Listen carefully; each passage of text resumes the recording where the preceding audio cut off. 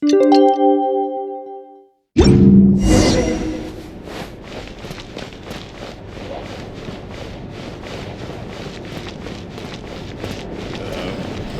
coming up?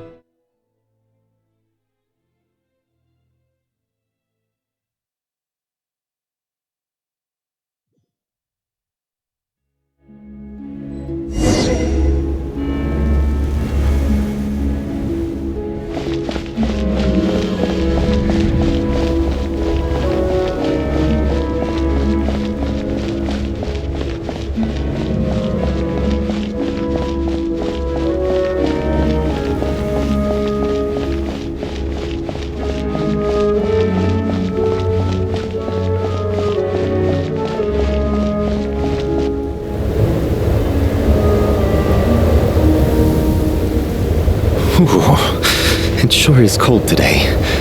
I wonder how much heavier the snow's gonna get. Here to see Odette? I just need to see your tickets for the preview. Perfect. Thank you. I'll hold on to your tickets. Come on in. It's freezing outside.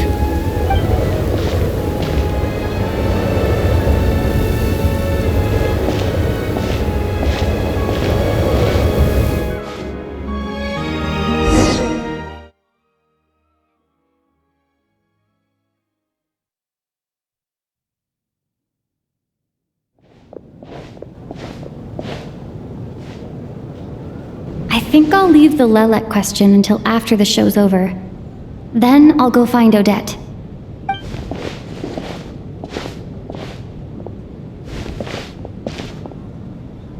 Child said he was originally going to come with Tonya, so I'm guessing Tonya's already here somewhere. Is there anyone here who looks like a Tonya? Let's see. It's a small audience. Makes sense for a preview. But wait, I do see some familiar faces. Mr. Chuganov's back again by the looks of it. Oh, and is that Mitya? And that Fatui officer, Valeri. Guess he must be playing cat and mouse with Mitya again. Oh no, it looks like the show's starting, and I still haven't found Tonya. Never mind. I'll just have to take a seat for now and see if I can catch her afterwards.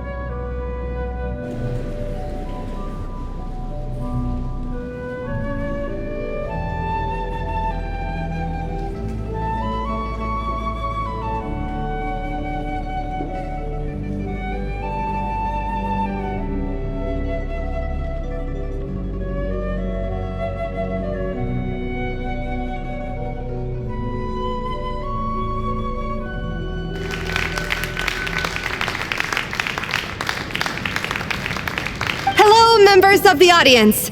I'm a staff member here at the theater. Today's performance was a very special one for us, as it marks the first attempt in a long time to revive the classic Snezhnayan ballet, Spirit Seeker. To commemorate this occasion, we would love to take a group photo of the cast, crew, and audience members present today. Could I kindly ask the audience to please come up onto the stage?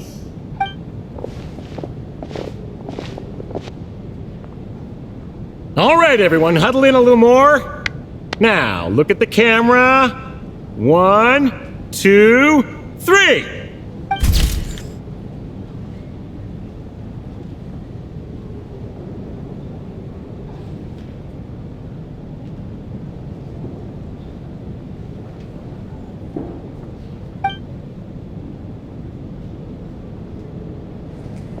Are you quite satisfied, Mr. Energy Scientist? I rather hope you don't have any other escape plans to add to my workload today. What are you talking about, Sarge? This was simply my way of inviting you to watch Miss Odette's new show with me. And wasn't the performance spectacular? In the future, I heartily encourage you to take a leaf out of my book. Find some soul-nourishing pastimes to enrich your time outside of work. It was indeed a fine performance, but I must correct you on one point. This is not time outside of work. These are working hours. Working hours and non-working hours are just a social construct. Human technology can never advance if we're too rigid in our thinking, Sarge. May we leave now? Already? I mean, I was kinda hoping to soak up the atmosphere for a little longer, but... No?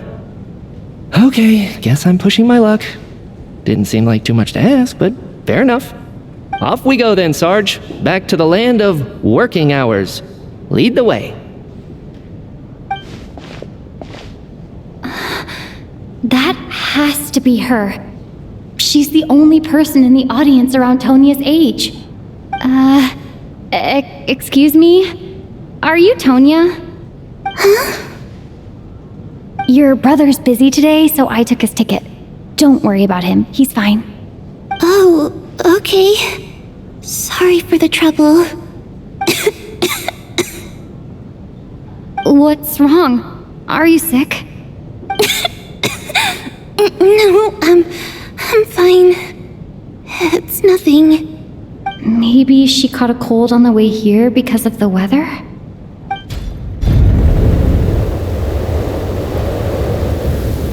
I haven't seen snow like this in a long, long time. It's most unusual. I know. It's completely white out there. You can barely see a thing. I've never seen such heavy snow in my life. Let's wait it out for now. You'd be lucky not to freeze to death in this weather, let alone find your way. Well, look at that. Maybe we shouldn't be in such a rush to get back after all. What do you think? Let's wait and see. Why do you need to take it so seriously? Fate has given us this wonderful chance to take a break. We owe it to ourselves to make the most of it. Come to think of it, there's a small inn not far from here that always keeps plenty of extra blankets on hand for guests. I know the route well. Shall I head over and borrow a few blankets? That way, anyone in a hurry can wrap up warm for the journey back. Just remember to return them next time you're over this way. Sir, there's really no need to go to all that trouble. Hey, it's no trouble at all. Wait here, I'll be right back. What a kind gentleman. Very good. My wife and daughter are waiting for me at home, so I shall be heading back as soon as I get my blanket. So... Are you expecting us to go back to the Armory Palace wrapped in blankets too? Don't worry about that. I made arrangements in advance. Should I not return to the Armory Palace within 3.5 hours after Operation Showtime begins, an armed squad will be sent to collect us. They will escort us back. You are one of our key military personnel, so any weather-related risks must be eliminated. Operation Showtime? So, wait. Every single time you drag me back to work when I sneak out, it's a whole official operation? I gotta say, you've really turned this into quite a moral dilemma for me. It's snowing pretty hard out there. I think you should stay here for now. You seem a little under the weather. Sure. My brother might come pick me up in a bit anyway. Time to get to work. I should head backstage and find Odette. I need to look her in the eye and ask her about Lelek. Excuse me, are you looking for someone?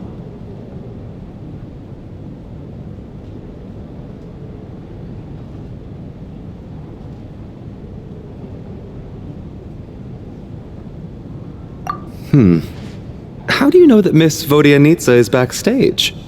Unless... are you here at Mr. Chuganov's behest? Sorry, but that area is currently off limits to everyone except the cast and crew. Bad timing, I guess. Well, I might as well stick around. I doubt Odette will be leaving before the snow lets up in any case.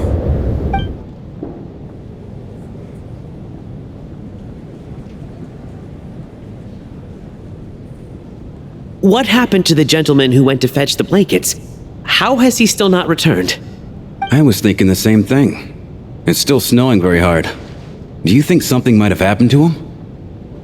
Whatever the reason for his delay, I must say I hate nothing more than people who make empty promises and fail to deliver. Well, I have to treat my employees like that on occasion, but that's different.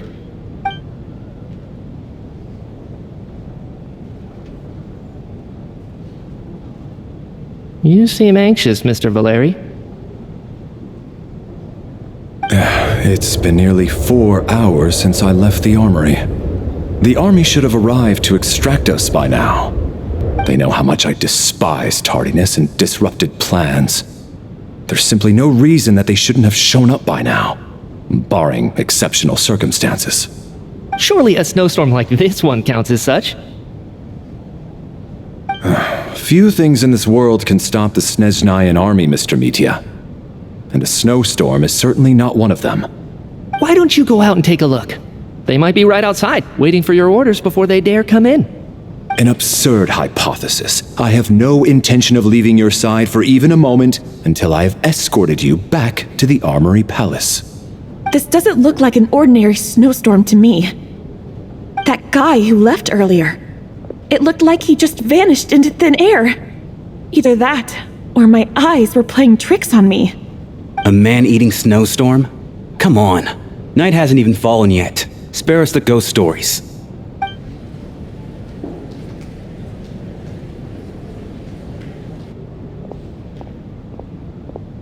Traveler, didn't know you were coming today.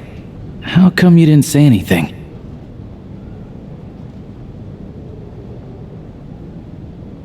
What is it? Something the matter? Tell me, I can help. Whoa, that's quite a snowstorm out there. I've been working backstage this whole time, so I didn't even notice. No wonder the audience hasn't left yet. Huh. Is weather like this rare even in Snezhnaya? Yeah, snow like this. I'm sure I've seen it out in the wild before, but never in the city. Actually, I take that back. I don't think I've seen snow this bad even in the wild. This is something else. It's not normal. If even Alosha thinks snow like this isn't normal, could it have anything to do with that monster people have been talking about? We can't stay cooped up here forever. Someone needs to go out and take a look.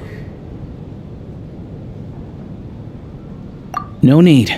I have plenty of experience with snowstorms. Besides, I work here while you're an audience member. I should be the one to do it.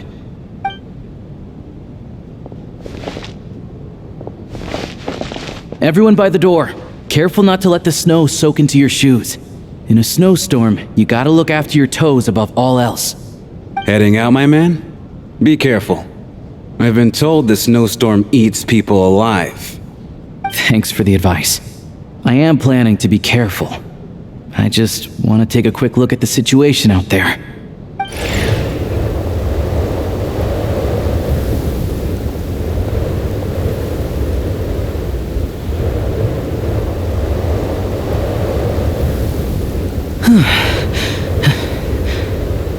He's back! He's back! How was it? What's going on out there? Did you see any soldiers patrolling the area? Something about this storm isn't right.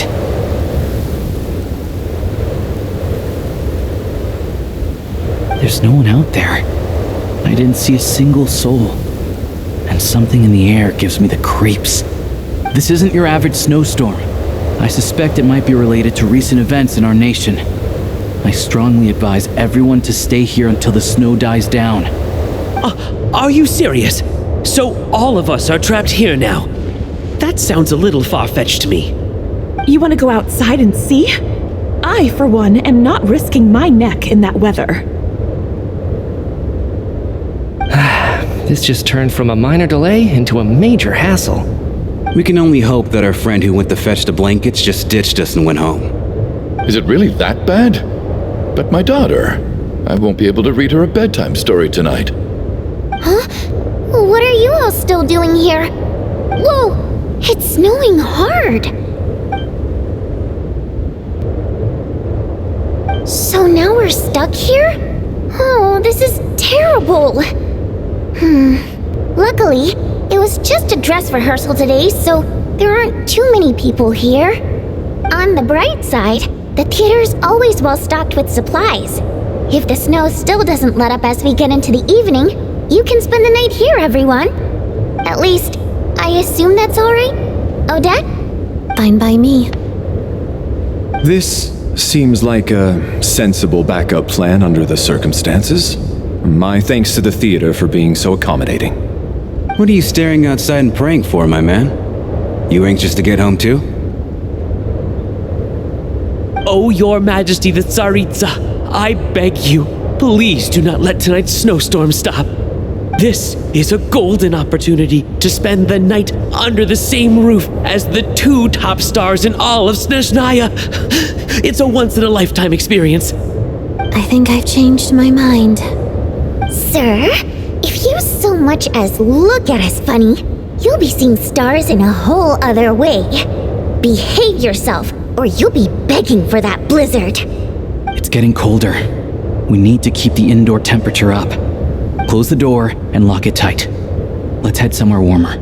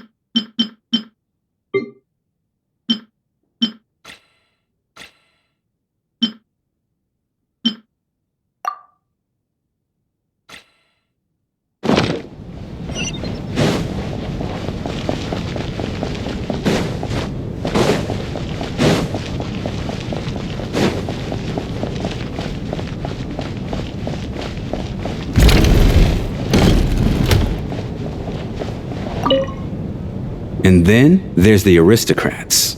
Easiest of all to deal with. You don't need to use any force whatsoever. All you have to do is show them the rope you plan to tie them up with. Do you know why? I don't. Do tell. Because nothing horrifies them more than the thought of a cheap, coarse rope leaving creases on their precious million more coat. They'll do whatever you ask to avoid that fate. Unexpected, but funny nonetheless. Tell me another one. Well, look at that. I got myself a new listener. Hey there. Let me introduce myself. The name's Shram, and I'm a mercenary. The kind that gets paid to do odd jobs for rich folks. And I am Chuganov, an entrepreneur. If my name is unfamiliar to you, You will no doubt have heard of my factory, the renowned Iskra manufacturing plant. Are you really that famous, Mr. Chuganov? How come I've never heard your name before? Excuse me? Is that a joke? Or are you being serious? Oh, I'll have to ask my rope later. He's probably tied up more entrepreneurs than I've ever heard of.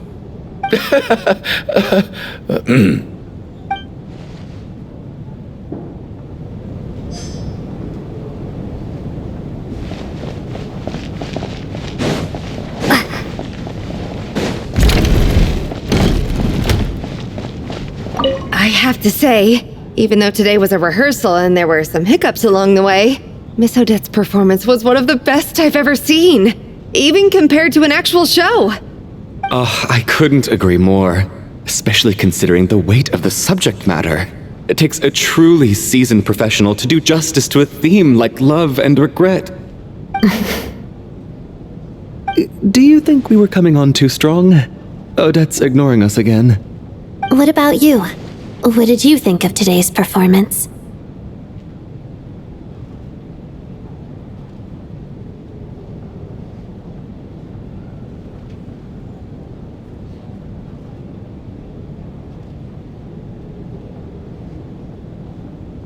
Huh. That's actually a more insightful critique than I was expecting. My mother would agree. She's always thought that was my biggest flaw. Maybe I need to work on making my facial expressions appear more natural. I'll make sure to save a ticket for you when the show's performance ready. This doesn't seem like the time or place to bring up the subject of Lilac. I need a chance to speak with her in private. So unfair. Talk about double standards. And now it looks like I've been spotted.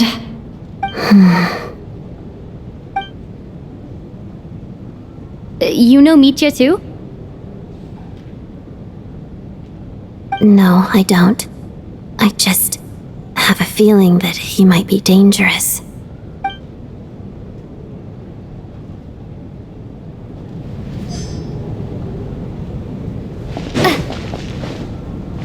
This is highly irregular. A delay of over an hour during an operation like this theoretically warrants a Harbinger-level response. I wonder what the issue is. The storm, or something else. Sarge, the day you learn to let go and just enjoy moments like this is the day you'll finally understand the meaning of life. Why, hello, ma'am. I believe you were the one sitting at a nearby table back at Podvorye Restaurant. Any friend of the theater's star performers is a friend of mine. It's a pleasure to meet you. I'm Mitya from the Energy Commission. Greetings. Major Valeri, head of the Special Assignments Battalion. Armory Palace Royal Grenadier Guards, 1st Regiment. I am here to ensure Mr. Mitya's personal safety. Please let me know if I can be of any assistance. Miss Traveler, I cannot help but notice that Miss Odette is stealing glances at me. Any idea what that could be about? I've racked my brains, but I can't think of anything I might have done to offend her. Perhaps she noticed me spacing out during her performance?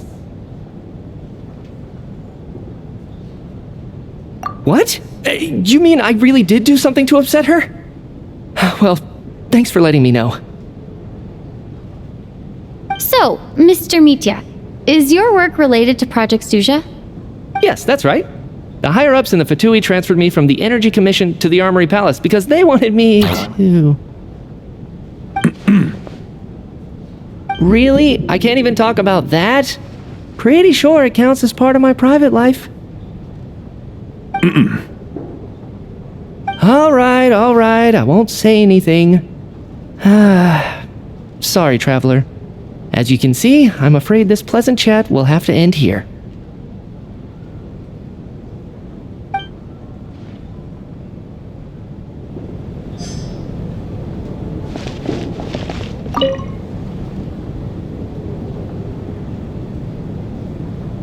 I don't think it's ever been this lively backstage before. I didn't know you were coming today.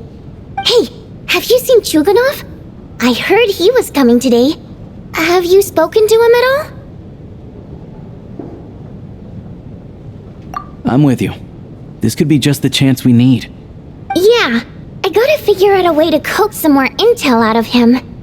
I wanna know why he suddenly changed his stance on Project Stuja. What exactly happened before the most recent Vetcha vote? For the Rokad, or just out of personal interest? Shh! There are other people around! Don't say the R word!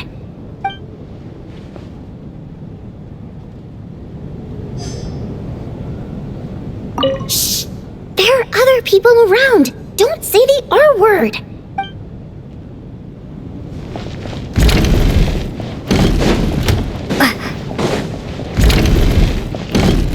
How are you feeling, Tonya? I'm fine. Sorry to worry you. I'm used to it by this point. I take medicine for it. My brother usually helps to get it ready for me. Child must take great care of his sister. He's never mentioned Tonya's illness, though. You know, I actually find this whole thing kind of exciting. Stuck in a strange place thanks to a snowstorm. Having to spend the night with a bunch of interesting characters. It's pretty cool, don't you think? Exactly. It's like one of those stories where an ordinary school trip turns into a magical adventure. I've always wanted something like that to happen in real life.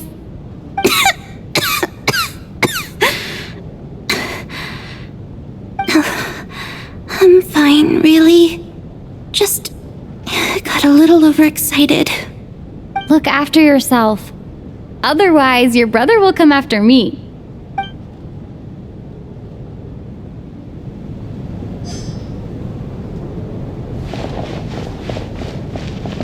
My husband has major trust issues.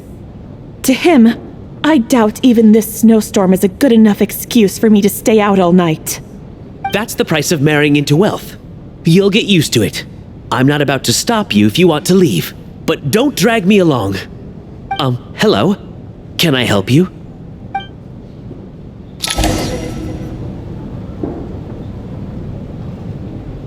How's it looking, Alosha? No change from this afternoon. Heavy snow with no sign of slowing down. May I have your attention, please? The storm is unlikely to stop tonight, and it'll be even more dangerous outside at night than it was during the day. We at the theater owe everyone here a duty of care. Therefore, we strongly suggest that you stay on site overnight and avoid going outside unless absolutely necessary. In a few short moments, we'll give you a tour of the theater's various quarters. You can choose to sleep in the VIP room, the office, or backstage. Or on the stage if you'd prefer. We won't mind. I'll pass on sleeping on the stage. What if the snow is stopped by tomorrow morning? The early birds in the audience might think we're part of some experimental new show. A drama about sleeping? That could be fun. Maybe we could come up with a title for the production.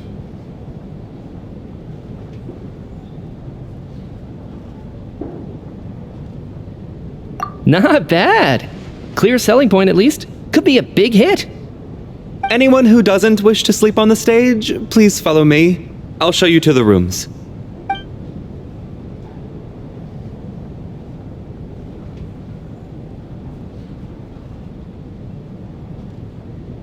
I guess I'll call it a night. Though I feel like I won't sleep very well without Paimon here. I'm sure she'll be worried that I haven't made it back yet. But as long as she looks out the window, she'll probably realize what's holding me up. I wonder if she's feeling any better yet? At least she hasn't been getting any worse. Still, I should try and get back first thing tomorrow morning.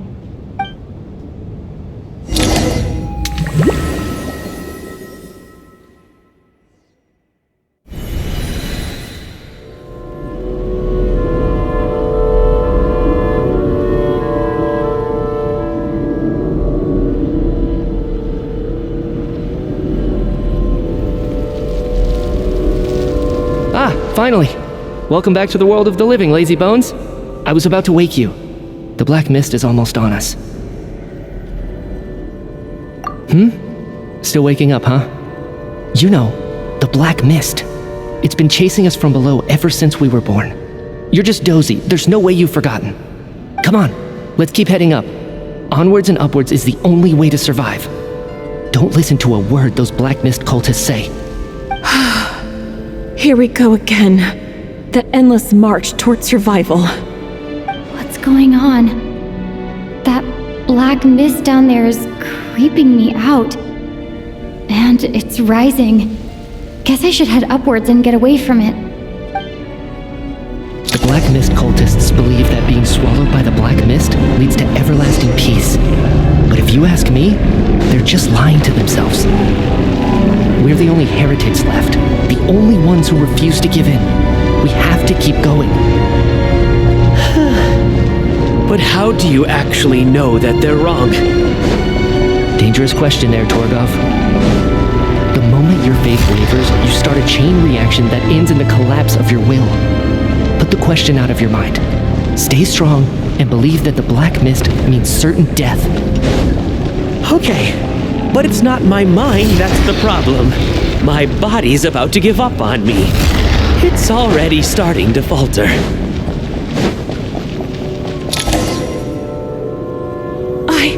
I can't do this anymore. I've had enough of being forever on the run. What's the point of it all? All this will pass eventually, I promise. Keep fighting. It will be worth it. You accuse the Black Mist cultists of being liars. But you're lying too. There is no end to this path. It keeps going up forever. There was never any hope to begin with. The cult of the Black Mist has poisoned your mind, Sobolova. Are you thinking of giving up as well? I am.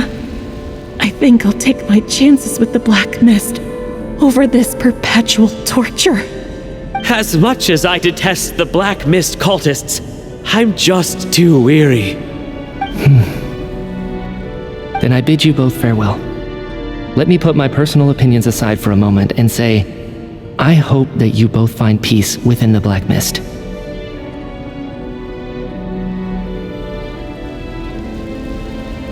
Fate always appears so impossibly complicated. But at moments like this, its raw simplicity is laid bare. Their fate was sealed from the instant they entertained doubt. From then on, the outcome was both inevitable and irreversible. Let's go.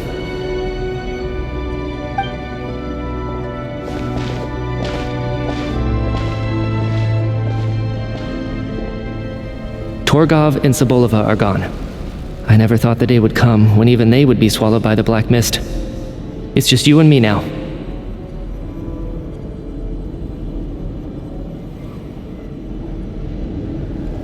Yes, it looks like it's satisfied. For now. This happens from time to time, but it won't be long before the Black Mist starts chasing survivors once again. No one knows how to stop its advance for good. Well, we should make the most of the precious moments of rest that those two bought for us.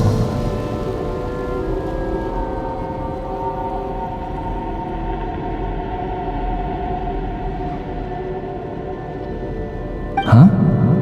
Are you really that sleepy, traveler?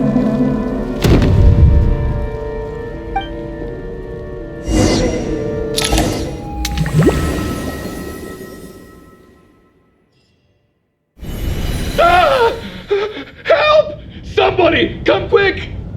What is it, Chuganov? What's wrong? Huh? Is it morning already? What's all the commotion?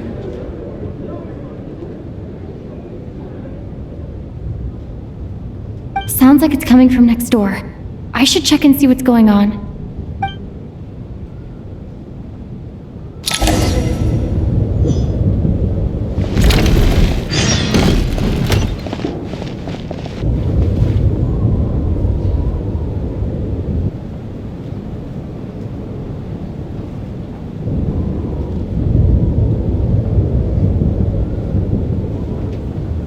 Don't look, Miss Tonya. Stay here. Okay. What happened to them?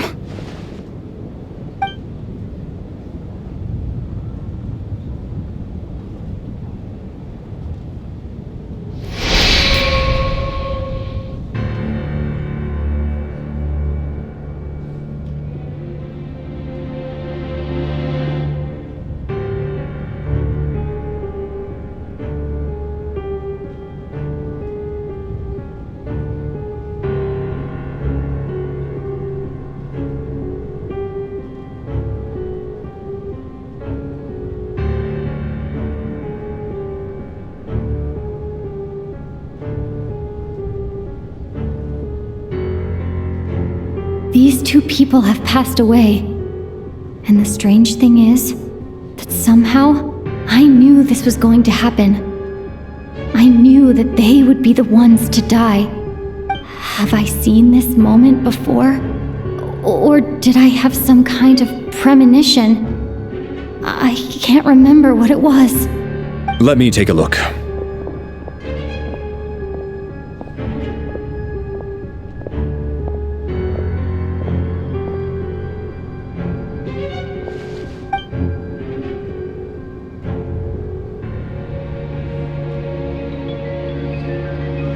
No vital signs in either of them.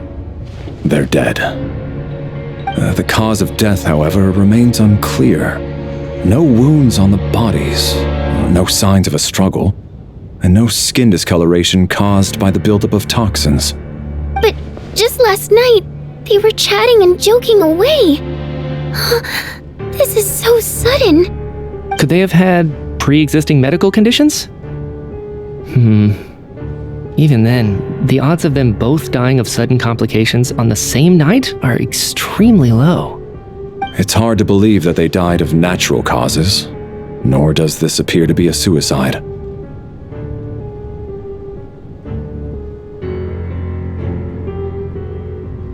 Who was the first to discover the bodies? It was me. But these deaths have nothing to do with me, officer.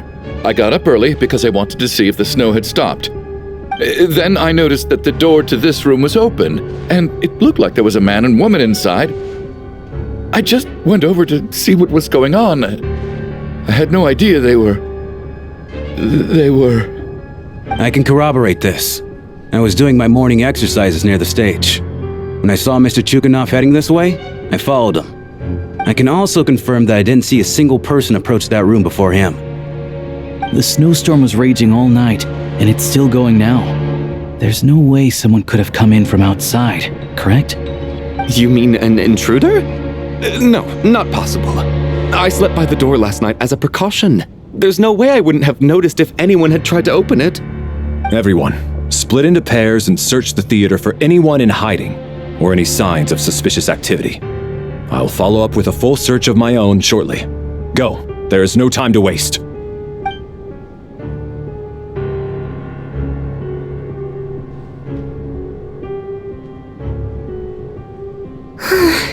Nothing on your end either? Backstage is clear. No signs of suspicious activity. We checked the basement. Also clear. I don't think there's anywhere here that a living person could hide. Are we certain that the theater doesn't have a back door? Or any tunnel or passageway wide enough for a person to fit through? No, there's nothing like that. If people were sneaking in through some secret tunnel to avoid buying a ticket, we'd have sealed it off ages ago. I also checked the windows. All of them are locked from the inside, and there's no sign of anyone entering or leaving. It sounds like we can safely rule out the intruder theory. If anyone came in during the night in this weather, there'd be no way for them to avoid leaving footprints or water stains. This can only mean one thing. It's like one of those murder mysteries you see in novels and plays, isn't it? The ones where the killer is one of us. We can't quite jump to that conclusion just yet. Could he be right? It's hard to imagine something like that happening in real life. Set in a theater during a snowstorm, a murder takes place and the killer is among us. It's such a classic trope that it seems unbelievable. Looking at who the killer targeted and the clean entry and exit, it all adds up. I know what this is. It's obvious now that I think about it. What is? What have you figured out? Both victims were wealthy, well-known local merchants. And the door was deliberately left open so I would discover the bodies and witness the crime scene first thing in the morning. Such ruthless methods. This was your doing, wasn't it, Lelik? Lelik? You mean Lelik is among us? And he's the killer? Lelik. I know this code name. Member of the Rokot, anti-Project Stuja. Always works alone. I've read the case files at the Armory Palace. Walk me through your reasoning, Mr. Chuganov. What do you know about Lelik?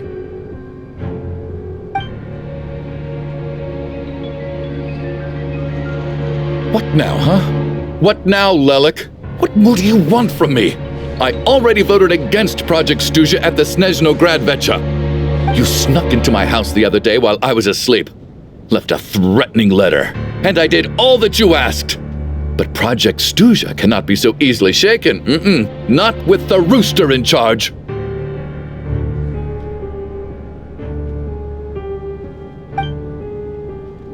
So he really was threatened by Lelik. That makes sense. And now you're resorting to murder to threaten me. Isn't that right? I knew it. The Rokot despises the rich. The lives of the wealthy are but refuse in your eyes.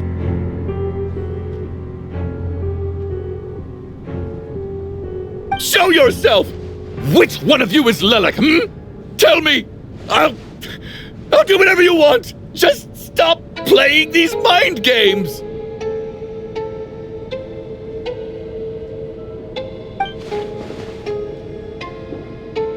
Was this really Lelek's doing? Would Odette really do something like this? If Odette really is Lelek, this seems out of character. But then again, how well do I really know her? I'm probably the only one here with a compelling theory about Lelek's true identity. But if I reveal it now, I'll be putting Odette in the line of fire. What should I do? I don't think it's likely that Lelik killed anyone. At least from the stories I've heard, he's never killed anyone before. And his name has never come up in connection with any murder cases. Besides, even if Lelik did want to threaten you, why resort to such an extreme and roundabout method? It's not his style at all. Vodianitsa doesn't know that Lelek might be Odette, but her assessment is pretty much identical to mine. Miss Vodianitsa, why do you suddenly feel the need to speak in Lelik's defense? Defense? Oh, no, it's just... I'm worried that we're jumping to conclusions here, so I wanted to share my point of view. Also, I don't think the Rokot is as bad as you're making it out to be. Well, if you think I'm so wrong, what's your theory then, Why don't you tell us who the killer is? The case is still evolving, Mr. Chuganov. Please do not prevent others from expressing their opinions so early on in the discussion. Even so, there's no denying that the recent threat received by Mr. Chuganov may well be an important clue. So there's still a good chance that Lelik is right here among us. I can't do this anymore. I don't care if it's still snowing outside. I have to get out of here.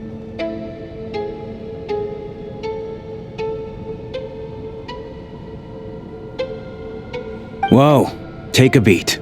We all know it's far too dangerous out there. Even the soldiers couldn't get to us. Go out that door, and you might not live to tell the tale. And whoever this Lelik is, they're surely not going to murder anyone in broad daylight. Be sensible, my man. You're safer inside. As much as I regret having to say this, I'd like everyone to cooperate and refrain from exiting the premises until further notice. Because as things stand, every one of us is now a suspect. Unless anyone has further information to share, let's adjourn for now. Feel free to keep searching for clues, but make sure you don't go off alone.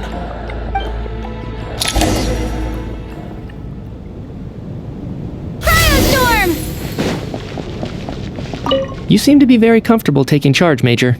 You took the reins as soon as things went south. I simply made an executive decision that someone needed to take control of the situation on the military's behalf. Does this offend you? No, quite the opposite. We feel much safer for it. By the way, what does Major mean exactly? Is it a pretty high rank?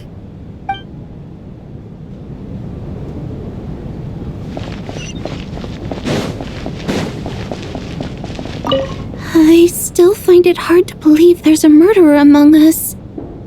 Just last night, I imagined we were like classmates out on a hiking trip. There's no guarantee that you can trust your classmates, especially not when you're locked up together. Why did they do this? Was it for money?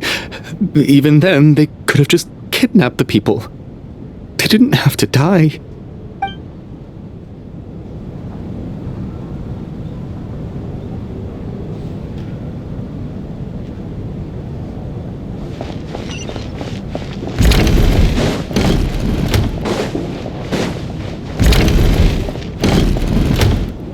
You're right, that was my bad. It was a knee-jerk reaction. I didn't think it through.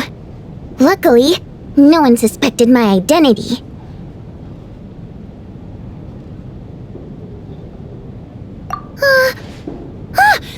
Oh, phew! It's just you! I thought someone was eavesdropping!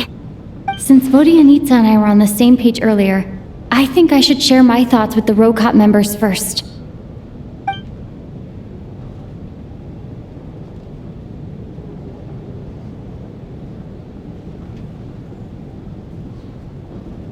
Whoa. Are you serious? I don't know if this counts as gossip, but it's definitely on track to be the juiciest this whole year. Odette? Really? Odette? Oh god, how dumb does this make me look? Lelek has been right under my nose this whole time, and I didn't notice a thing. Actually, it's exactly what you'd expect. Sometimes, hiding in plain sight is the best strategy. And now that you mention it, the more I think about it, the more sense it seems to make. It all adds up. What are we up to now? 1, 2, 3, 4... Odette's identities. She's my coworker, specifically a ballerina, and also a Fatous, a member of the Rokot. Now, Lelek. It must be so exhausting. I just want to give her a hug. I guess since I've always known her as a member of the Fatui, it never even crossed my mind that she could be involved with the Rokot, let alone be Lelek. I don't understand. If she's with the Fatui, what reason could she have for being so opposed to Project Stusha? Probably best if you ask her that in person. Well, since you waited until now to bring this up instead of announcing it to everyone earlier, does that mean we're all on the same page here? Yeah. Lelek may not follow orders from the Rokot leadership, but as far as I'm concerned, she's never crossed the line. If anything, her actions benefit the poor. We need to confront her face to face. Do you think she'd really admit to being Lelek? I don't know. We'll have to see how it goes. For now, we'll work on the assumption that she didn't kill anyone, and see how much she's willing to tell us.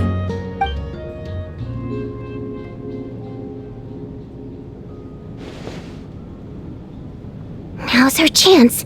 Odette's alone. Let's go. Hey, Odette! What is it, you guys? Shh! Keep your voice down. We need to talk. So, you're Lelek, aren't you? Alright, fine. You don't have to say anything or explain yourself, just hear me out first. None of us believes you'd kill innocent people. Whoever murdered those 2 people last night, it wasn't you. The Traveler was the first to figure out your identity, but she kept quiet during the discussion just now. Still, it's clear where the group consensus is heading. Everyone believes Lelek is the culprit. If your identity is exposed, you'll be in a really bad spot. We're your colleagues, and we know what kind of person you are. I don't want anything bad to happen to you. So, can you clue us in? Tell us everything. The more we know, the more easily we'll be able to cover for you. Alright. Yes, I'm Lelek. And no, I'm not the murderer. And thanks, but I don't need you to cover for me. Actually, I'm planning to reveal my identity. Huh? You're gonna reveal that you're Lelek? Here? That's right.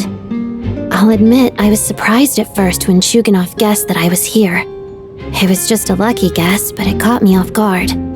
But after taking some time to assess the situation and confirm where everyone stands, I don't believe I have anything to worry about.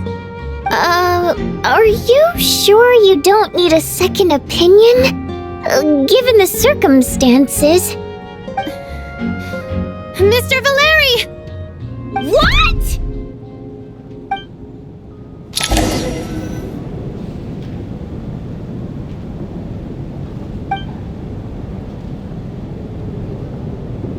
So, Odette is Lelik? I don't know what game you're playing, but you've got a lot of nerve. It's just one identity. So what if it's exposed? I can disappear and adopt a new identity anytime I please. I made my peace with this when I chose to become Lelik. But more importantly, I promise I am not the murderer, which means that someone else is. So, if anyone still insists that I did this, you'd best produce the evidence now. Otherwise, I suggest that you bite your tongue. Because if you really believe I killed 2 people without making a sound or leaving a trace, pointing fingers at me would surely only make you my next target. Is this really the truth, Miss Odette? That's confidence, all right. I believe you. A real no-nonsense attitude.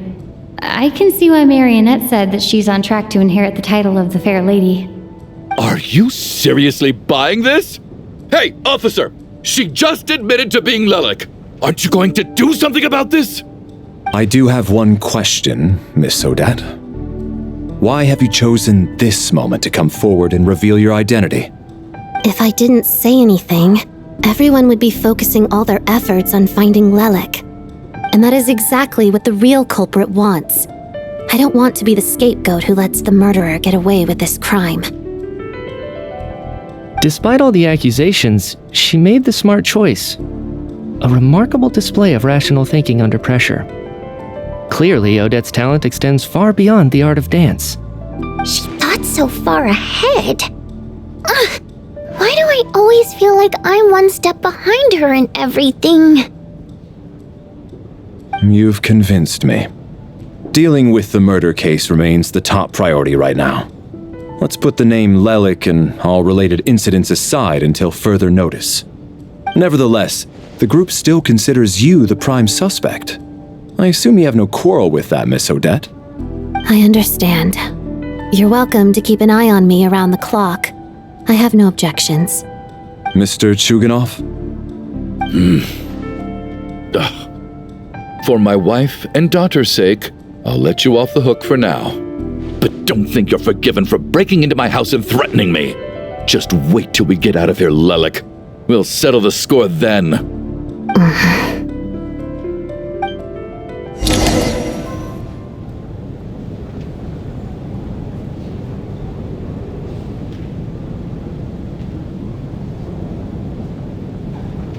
Good work, Lelik guard team.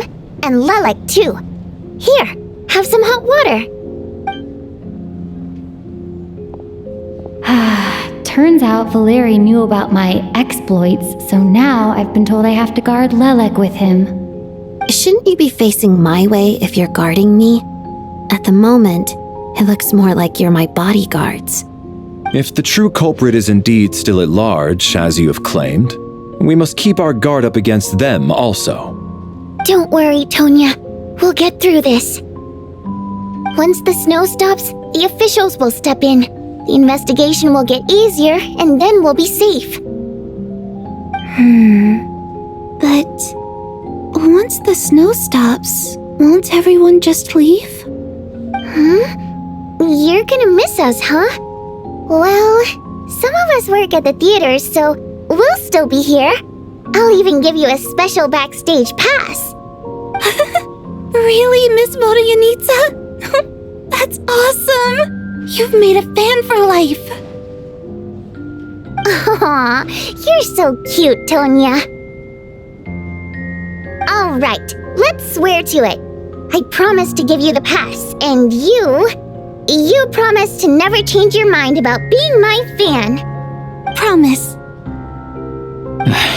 Don't indulge her, Tonya. You don't have to swear an oath over things like that. You really do get carried away sometimes, don't you, Miss Vodyanitsa? Hey! Mind your own business!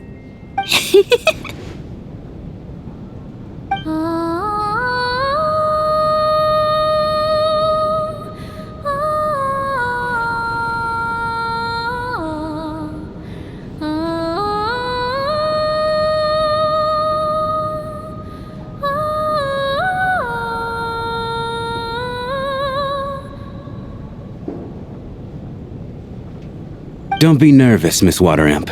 Everyone's here. There's nothing to be afraid of. Excuse me? Do I look nervous? Don't be ridiculous. No. You sound nervous, lass. Oh. Wait, but how...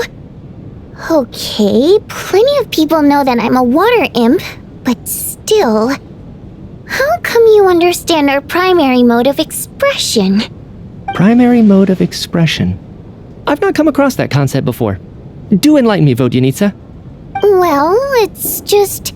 We water imps tend to communicate our emotions to each other by singing rather than facial expressions.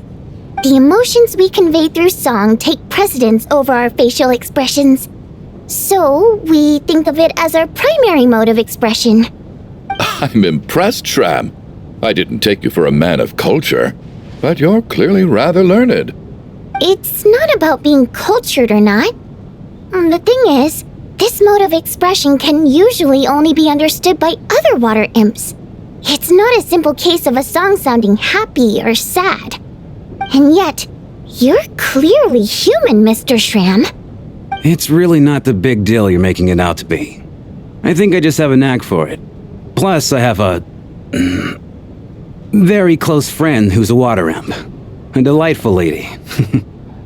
But keep that a secret. Anyway, we spent so much time together that before I knew it, I noticed I could understand her expressions. Oh, I guess that makes sense. Still, the fact that you have a water imp friend is even more surprising. I'd better watch what I'm singing when I'm around you from now on. Hey, what are you implying? You're not secretly insulting the audience in your songs, are you? Heavens, why would I do a thing like that? It's getting late. We should discuss our sleeping arrangements for tonight. To guard against the killer, someone needs to keep watch. I suggest that we don't sleep in separate quarters tonight. It will be safer if we all stayed together. As long as someone keeps an eye on Lelik, I'm quite sure we won't have any trouble. Are you saying that you wish to bet your life on Miss Odette being the killer? Nonsense. Of course not. Then I propose the following arrangement for tonight. The Traveler, Odette, and I will form the Night Watch. We'll sleep in shifts, but two of us must be awake at any given time.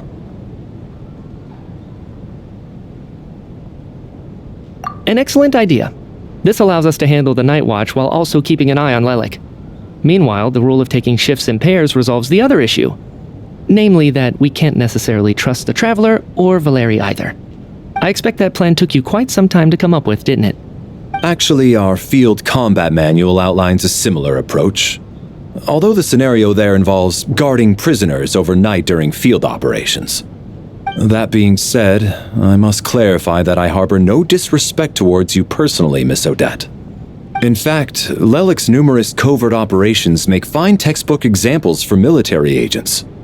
I care less about respect and more about the fact that you just robbed me of 2/3 of my sleep tonight. I'm calling dibs on being the first to rest. Good night.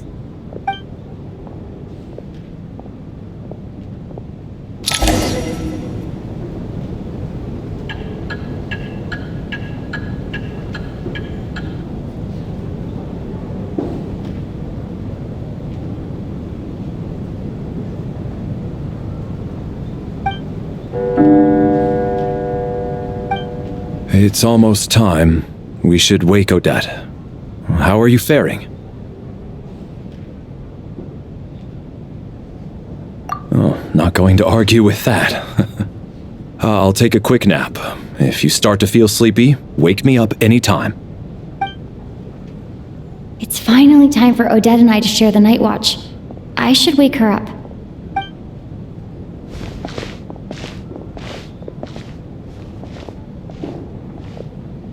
I came here to get information from her in the first place.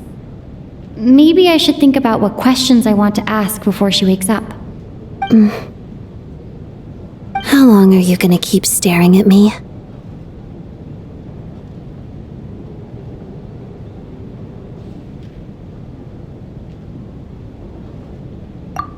Couldn't sleep. My mind's been running haywire. Plus, there's something I've been meaning to talk to you about.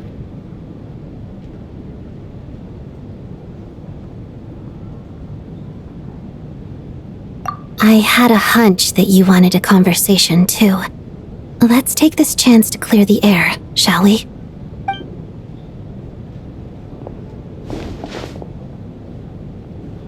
I just had a simple question for you, really. It's, Rosaline. In her final moments, did she have any last words or anything? I see. Well, that was all. I have no other questions. No. She was utterly ruthless in pursuing her goals. That kind of person should be hard to miss. And yet, even though I never approved of her methods, and she was an abrasive person, the fact remains that I am indebted to her. Oh, she told you.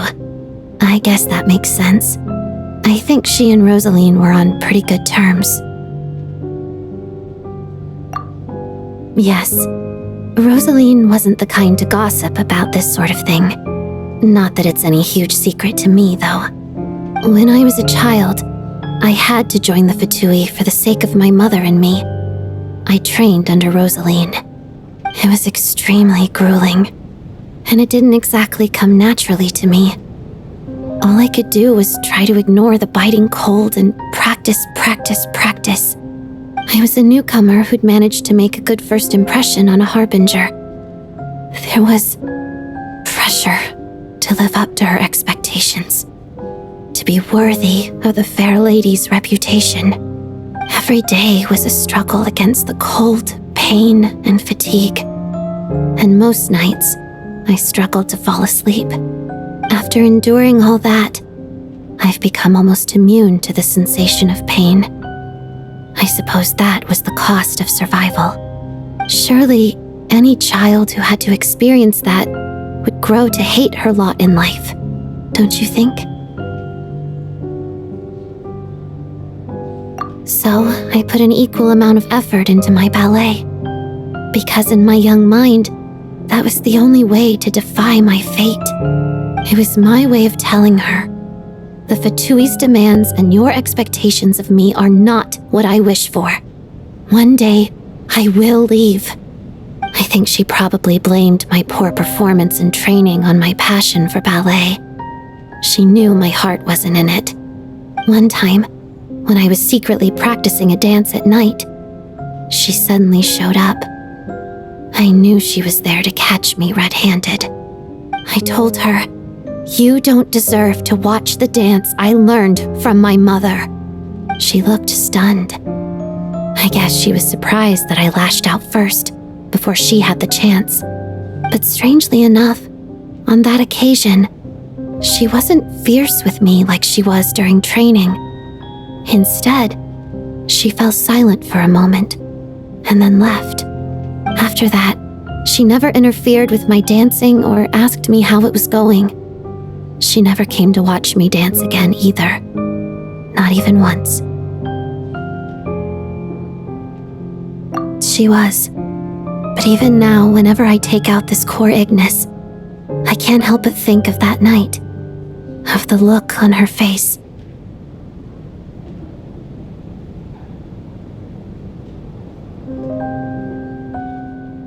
Sort of.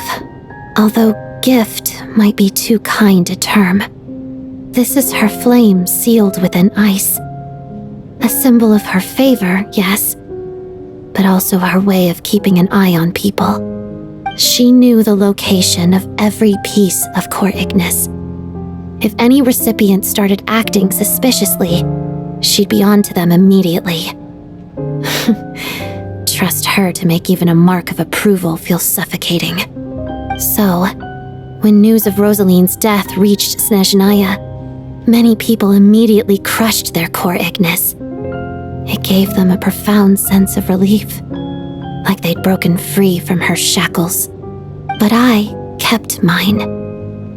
With my sensitivity to pain being as dull as it is, the warmth from this Core Ignis is one of the few things I can still feel clearly.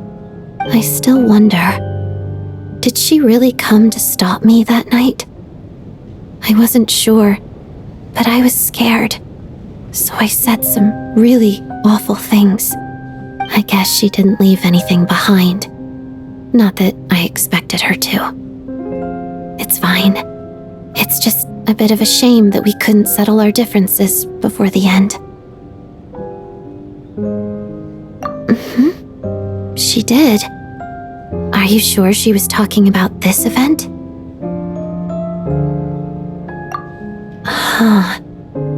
No, she didn't. I didn't even find out that she'd gone to Mondstadt until a while after she'd left. Wait, in that case... Okay, I will. Thanks for letting me know. There's something I'm trying to figure out. I'm beginning to suspect that Paimon's mystery illness is being caused by the energy research behind Project Stuja. Paimon's very important to me, so I have to get to the bottom of this. I figured that since you're Lelek, you might know something about all this. The ultimate goal of this energy experiment is to create a weapon for the final battle. The weapon's construction was completed in Nodkrai. Now, all that remains is to arm it with a sufficiently powerful energy.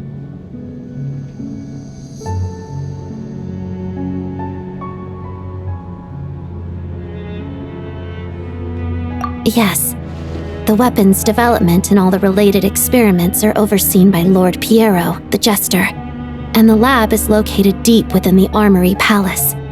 I'm not sure why this experiment would be making Paimon feel unwell, though. The best way to get to the bottom of it would be to go there in person. Once we get out of here, I'll help you apply for an entry permit.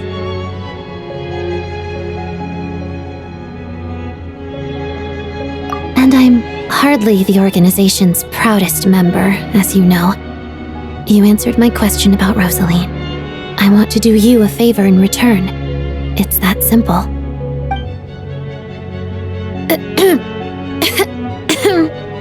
Huh? What's wrong? Are you not feeling well? You two seem to be hitting it off. I thought you were sleeping. Of course I was. In the military, one learns to fall asleep quickly, even in the most inhospitable environments. It's vital to staying alert and energized. Why? Is something wrong?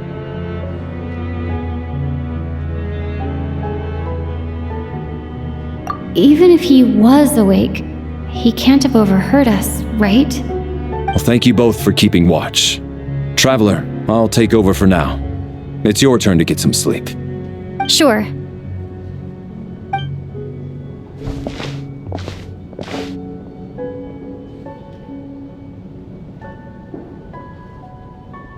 This is our second night here, but at least I found out a little more about Paimon's condition.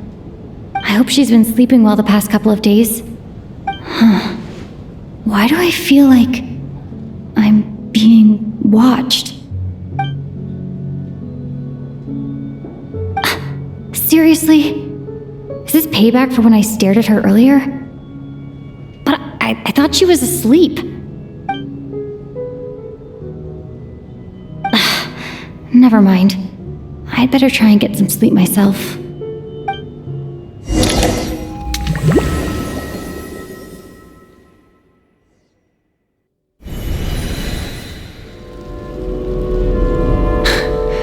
Hey, what are you spacing out for? Are you reaching your limit too? How long have we been walking for? Do you remember? Time's lost all meaning. Ever since we noticed that thing above our heads. What was it called again? A star key? Or key star? Anyway, the person who named it was swallowed by the black mist. Whatever it's called, ever since we noticed it, we've been walking up and up, hoping that as long as we reach it, we can find a way out of this place. But it seems like no matter how far we walk, we never get any closer. Well, we've come this far. You never know. Maybe we're almost there? Come on, enough moping. Let's go. The black mist is catching up.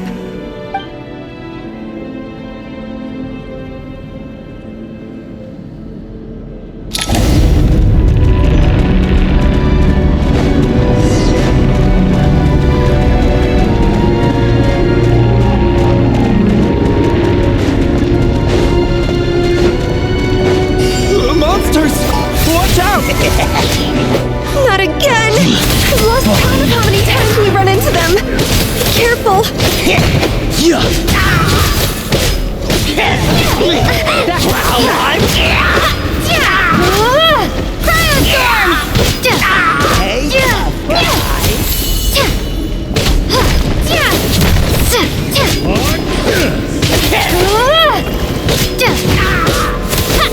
That's it!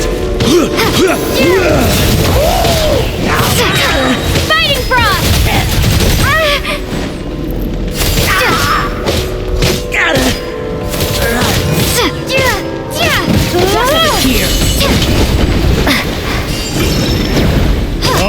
Shut up! Run faster.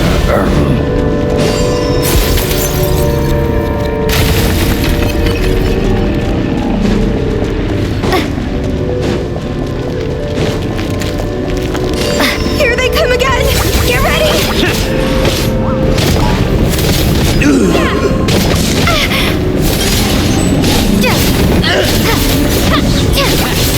Having second thoughts?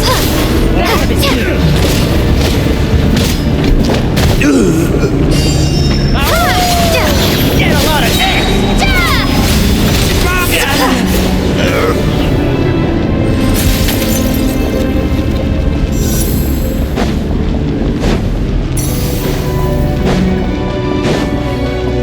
Monsters ahead of us. The black mist behind us. It feels like there's no escape. Fine.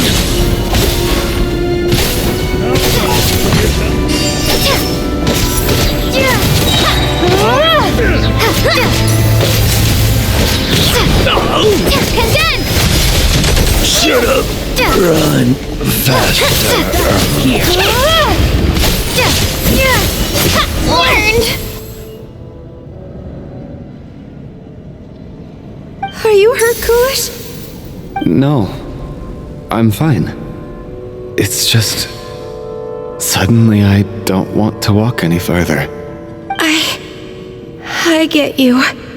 In fact, I reached my limit a long time ago. Sometimes it feels like there's hope where there shouldn't be. Yeah, the hope that the star gives us is the only thing keeping us going. But I'm not sure it's real at all. It may just be a collective illusion. Otherwise, why would it always be out of reach?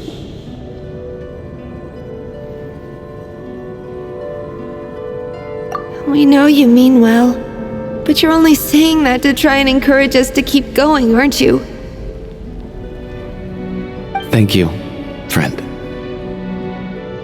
But enough is enough. Please don't give me any more false hope. Hope is poison in this place. You're going to continue, aren't you? I admire that. I've given up, but I wish you the best.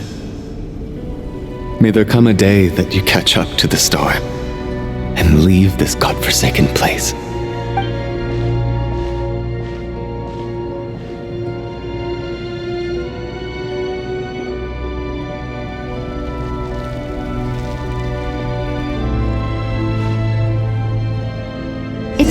an illusion. We really are getting closer to the star.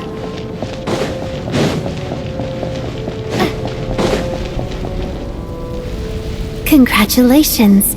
You're the first person to make it here.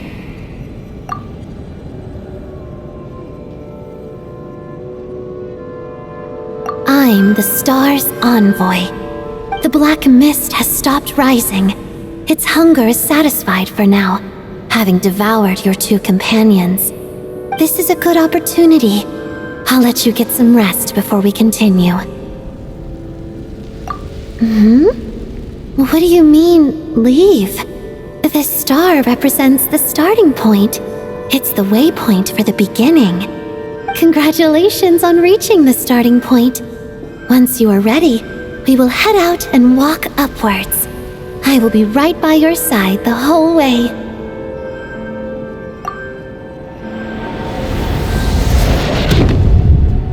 Huh? What's wrong? Hey, don't give up before the journey's even begun.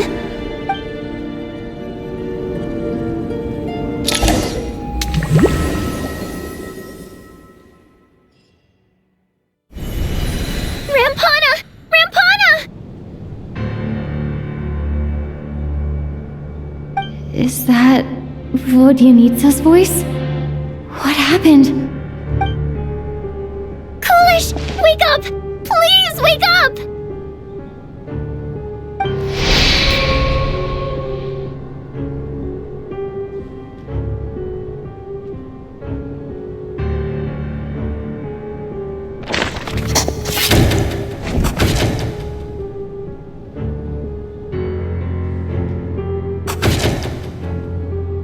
The situation is identical to that of the two casualties yesterday. We cannot ascertain the cause of death. At least there are some elements that we can rule out this time. They slept on the stage with everyone else, so I suppose the surrounding environment can't be a relevant variable. Rampana. Coolish. Weren't some of us keeping watch last night? 3 of us, in fact.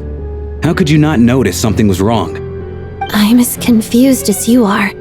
Certainly nothing unusual happened on my watch. Likewise, and from what I've observed so far, both Miss Odette and the Traveler can be trusted.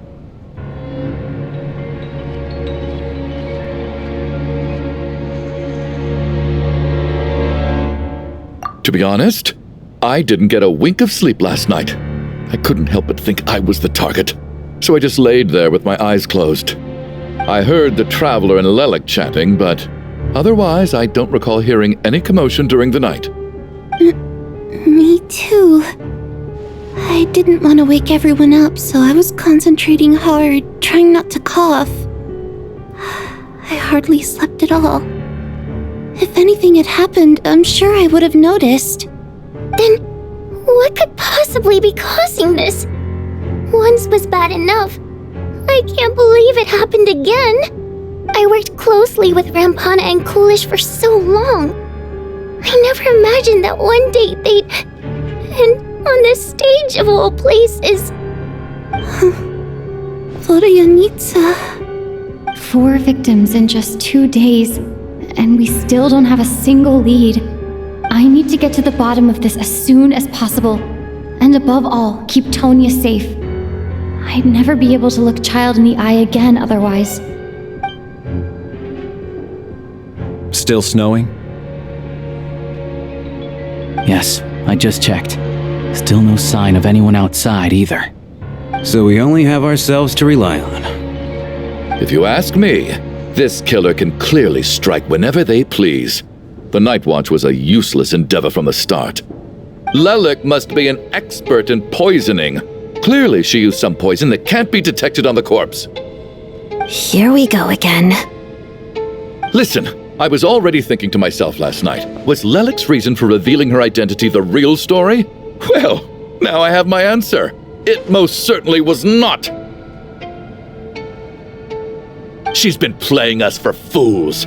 You get off on this, don't you? Revealing your identity, only to carry on with your killing spree? That's a hideous thought. One that only a hideous mind like yours could dream up. How dare you? That's enough! Yesterday, you named Lelik as a suspect because the victims were both wealthy merchants. Lelik might have had a motive then, but today's victims were just ordinary people. Not to mention that they were colleagues of Odette and mine. What reason would she have to murder them? Let me guess, just to scare you? Who knows? Maybe you don't know her as well as you think. I implore you all to ask yourselves, how many people are there really in this world that have what it takes to kill another person? Not many, I'd wager. Lelik is well known to be a ruthless operator, and now she has revealed her identity. How could it be any more obvious? Everything you've said so far is still just conjecture, which doesn't constitute a concrete lead. You need to back up your claims with some evidence. How can you defend her, officer? What did she say to you while you were on night watch? Maybe I shouldn't be so surprised. You military types are always colluding with criminals to target the rich.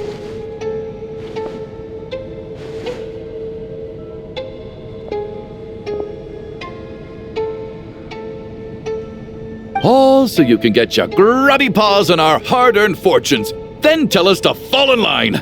The Fatui, the Druzhna, and the Rokot. Thugs, the lot of you!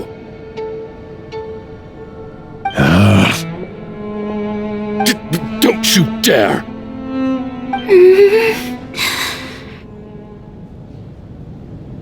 Sir, but you were the one who told us not to stop other people from expressing their opinions yesterday. 4 people have already died. Only yesterday I was chatting with Mr. Coolish. Then we woke up in the morning and he's... Turning against one another is the last thing we should be doing right now. Little girl. Even if Mr. Chuganov is a puffed-up, pig-headed windbag who doesn't have a clue what he's talking about, he's still one of the victims here, isn't he?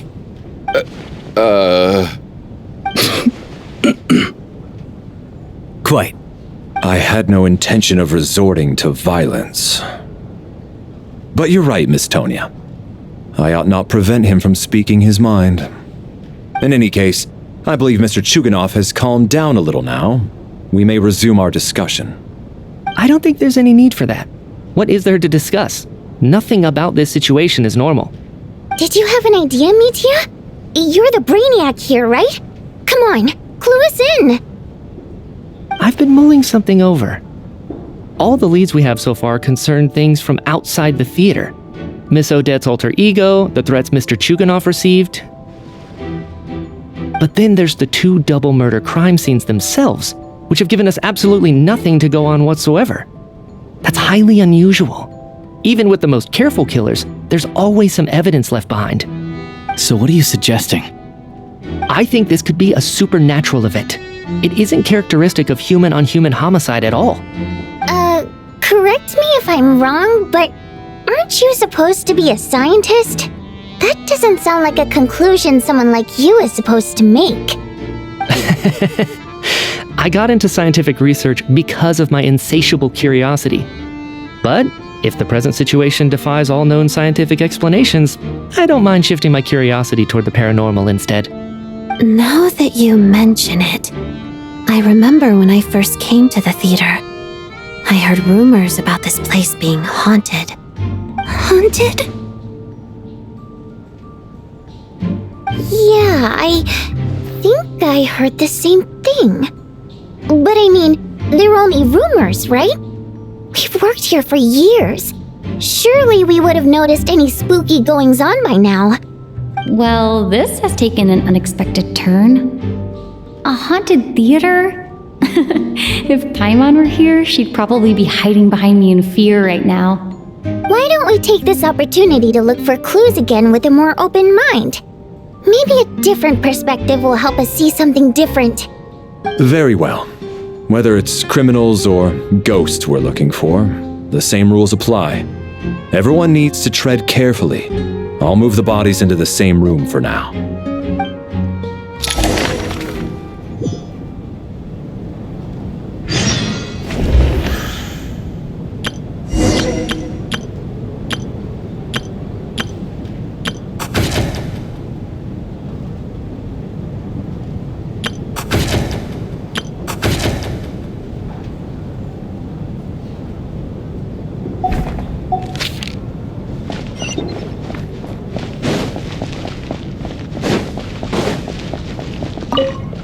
trying to think very hard about whether there's anything that ever needed hiding. After all these years, there must be some things even I've forgotten about.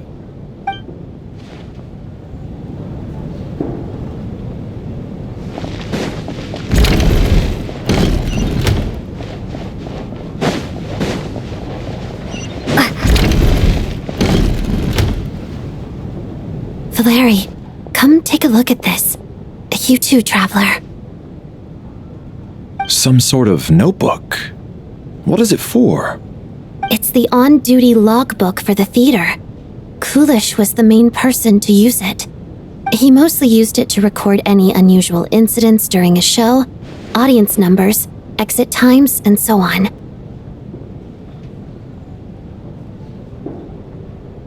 Yes, he'd always have this logbook with him when he checked tickets at the entrance.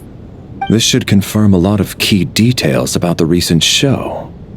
So, you find anything unusual? Yes. The number of people. I've checked and double-checked, but the numbers just don't match what's recorded in the logbook. Apparently, we have an extra person among us. Are we certain that logbook is accurate? Could someone have sneaked in without buying a ticket or something? Unlikely. Kulish took his duties very seriously. I've rarely seen any errors in his work. Not to mention that this was a dress rehearsal, meaning smaller audience numbers and tighter ticket restrictions than usual. Everything would have been well within his control. We no longer have our tickets with us, do we? They got collected on entry. I assume there's no way we can check them again. Unfortunately not. The theater recycles tickets. Once people are in the door, they don't tend to leave until the show ends, so we collect the tickets at the point of entry.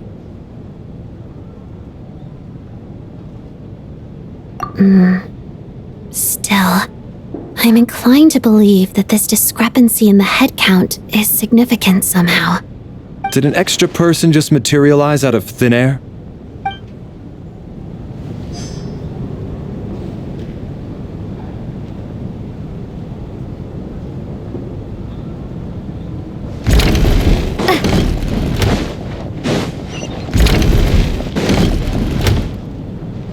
Tonya? Did you find anything? Not yet. Still looking. So... Are we supposed to be looking for something paranormal? I think I'd prefer teaming up with you than looking around on my own. This looks like somebody's notebook. Shall we read it together?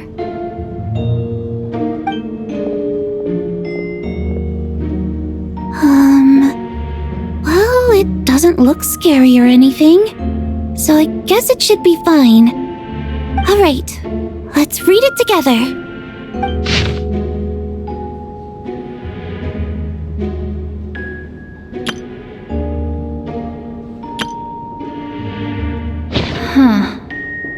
This has to be Vodyanitsa's writing, surely. Maybe it's a little rude for us to peek at this. I feel like I just read someone's secret diary by accident. It sounds like she's writing this for her parents, right? I don't understand. Why put this stuff in a notebook instead of mailing it in a letter?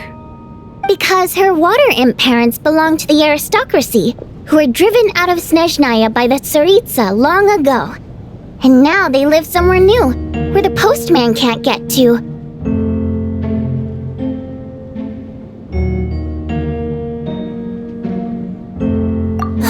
We're sorry! It's fine. My fault for not storing it properly. I can't leave things lying around and expect them to get ignored when everyone's scouring the place for clues.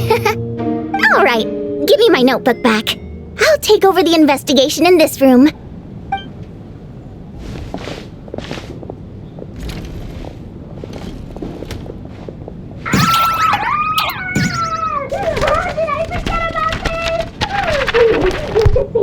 Oh God, and this one!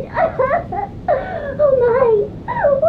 Why am I so embarrassing?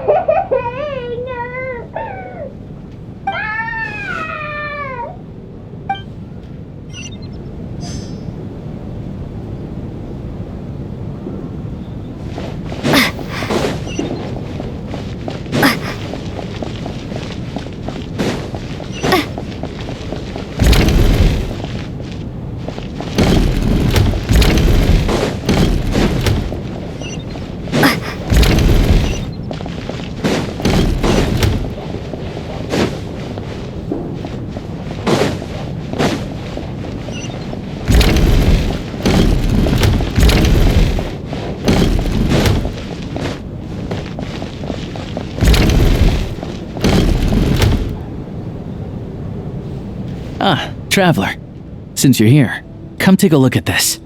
Alosha found it. We're both curious to hear your perspective. It appears to be an investigation report. And the focus of the investigation was the rumors of haunting we heard about earlier.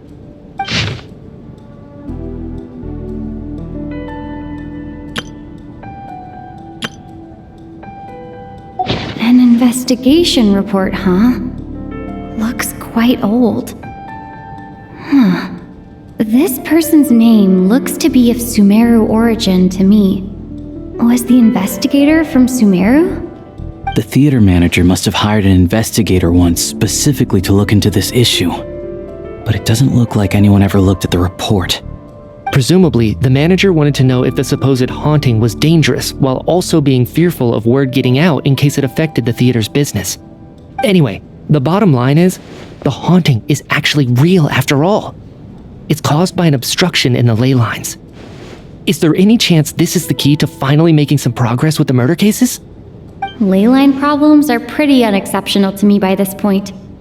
And while it certainly offers an explanation for the ghosts, it's hard to imagine what connection it could have to these two murder cases.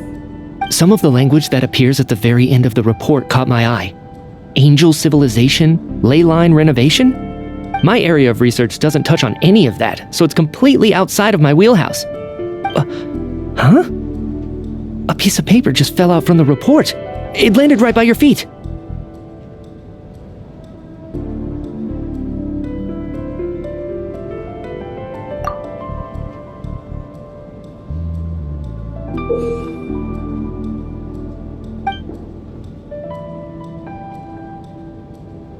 How unnerving. It was tucked inside the report, so it must be a note left by the author. Death is near. Is that supposed to be what's going on here? With us in the theater? But if so, how did the author foresee it? Could he predict the future somehow? Maybe things are more complicated than we thought. No, wait a second. If we take the report and the note at face value, they completely contradict one another. The report definitively concludes that the hauntings in the theater are harmless and cannot affect the real world. But the note seems to be warning of potential danger. The question is, what exactly does the note mean by death?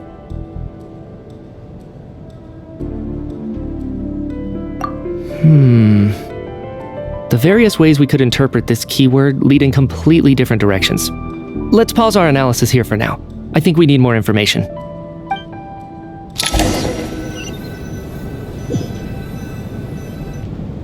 If we take all this together, it's not impossible, is it? If anything, it's the natural conclusion. Oh, I beg to differ.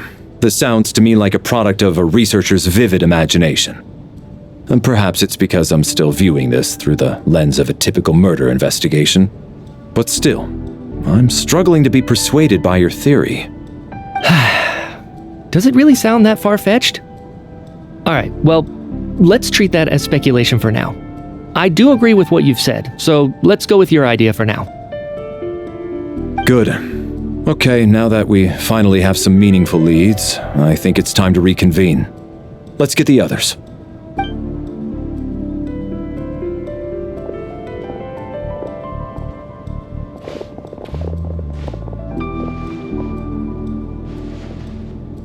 So, that's about everything we've discovered so far. I'll share my theory first. Based on what we've learned from the logbook, I believe the extra person among us is most likely the killer. If the killer had simply bought a ticket, it would have greatly increased the risk of their identity being exposed. I expect he or she either hid in the theater ahead of time, or found a way to slip past the ticket inspection. They then blended in with the group and waited for an opportunity to strike. What about the note found in the investigation report? Any thoughts on how that fits in? The killer may have simply planted it there as some sort of sick joke. I've seen my fair share of psychopathic killers. They love playing cryptic mind games. So, it has nothing to do with the haunting of the theater after all. This theory makes sense to me. If we have an audience member unaccounted for, chances are they didn't come here to watch the show. Could it really be that simple? So, in other words, all we have to do is find out who got in here without a ticket, and all our problems will be solved? Then let me make one thing clear. All the theater staff should be well aware that I came here for the rehearsal legitimately, yes? There's no way I'm the one who didn't have a ticket. It's true. I hear you used every trick in the book to get a hold of that ticket, too. Everything short of throwing a temper tantrum and rolling around on the floor at the entrance. I most certainly did not degrade myself in such a way. Probably a stupid question, but I might as well ask. Did anyone here get in without having their ticket checked? Guess it was naive of me to expect them to just admit to it. Especially after the unprompted Lelik reveal. Once was already a miracle. Twice would be unfathomable.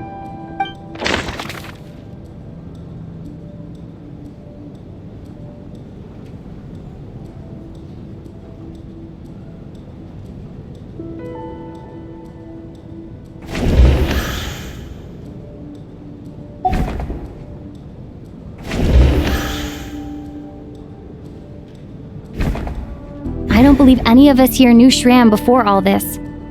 If no one can verify Shram's identity... Mr. Shram, did you really go through the ticket inspection to get in here? Huh? Me? Why am I being singled out, my friend? Do I seem that suspicious? It's not that you stand out as suspicious, more that everyone else has been ruled out as trustworthy. Okay.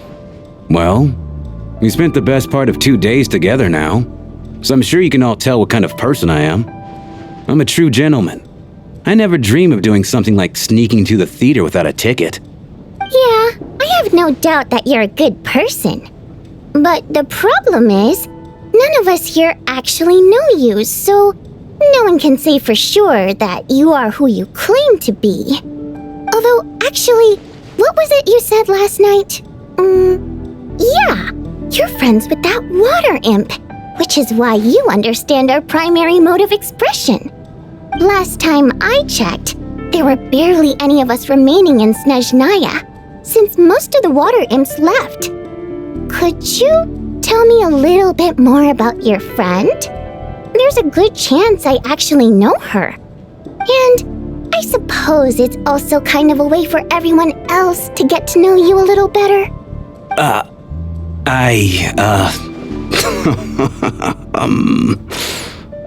Good grief. Are you blushing? Pull yourself together, man. Stop giggling like a teenage boy. It's revolting. Hey, revolting is a little strong. All right, fine. I'll admit it.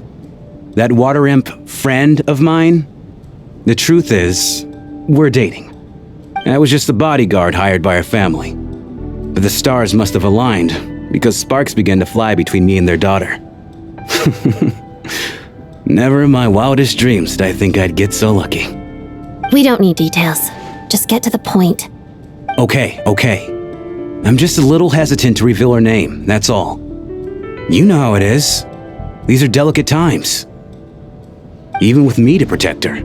If word gets out that she's dating a human, both the Fae and human factions will give her a hard time.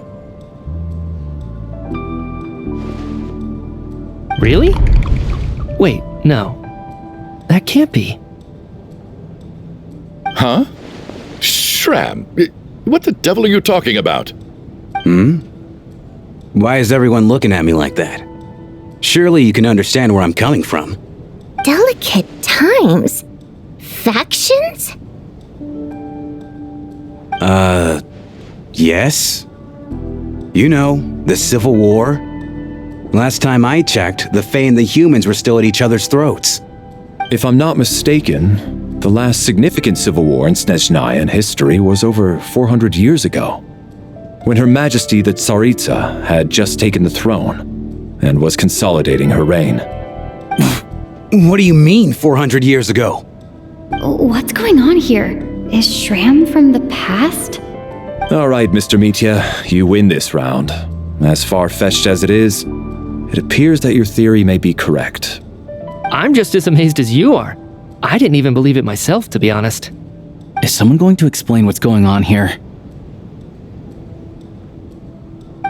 From the look on your face, you figured it out too, haven't you, Traveler?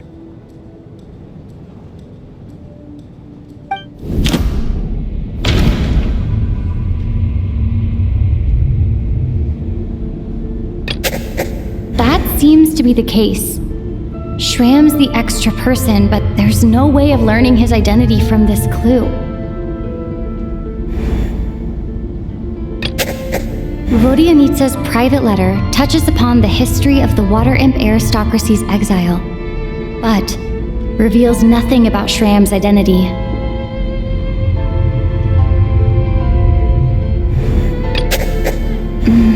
No. The truth lies within the clues we've already discovered.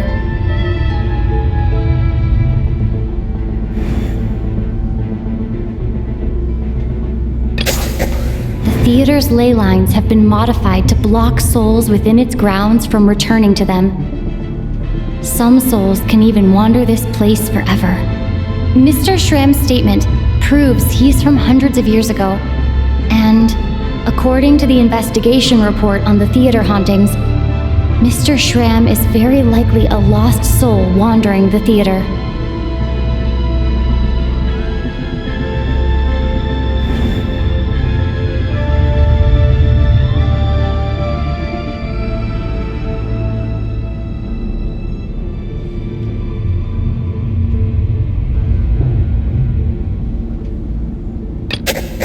This is Mr. Valeri's hypothesis.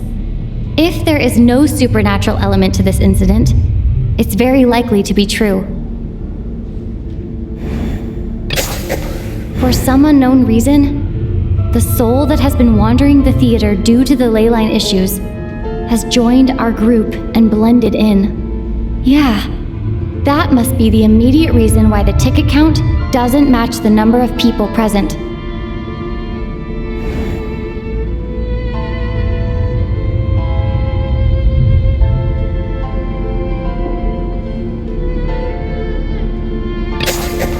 The contents of the investigation report have been verified. There are indeed ley line issues and wandering souls in the theater. Death likely symbolizes the deceased. Mr. Shram, for instance. Death is near. That must mean that there's a dead person in our midst. That's the truth, isn't it?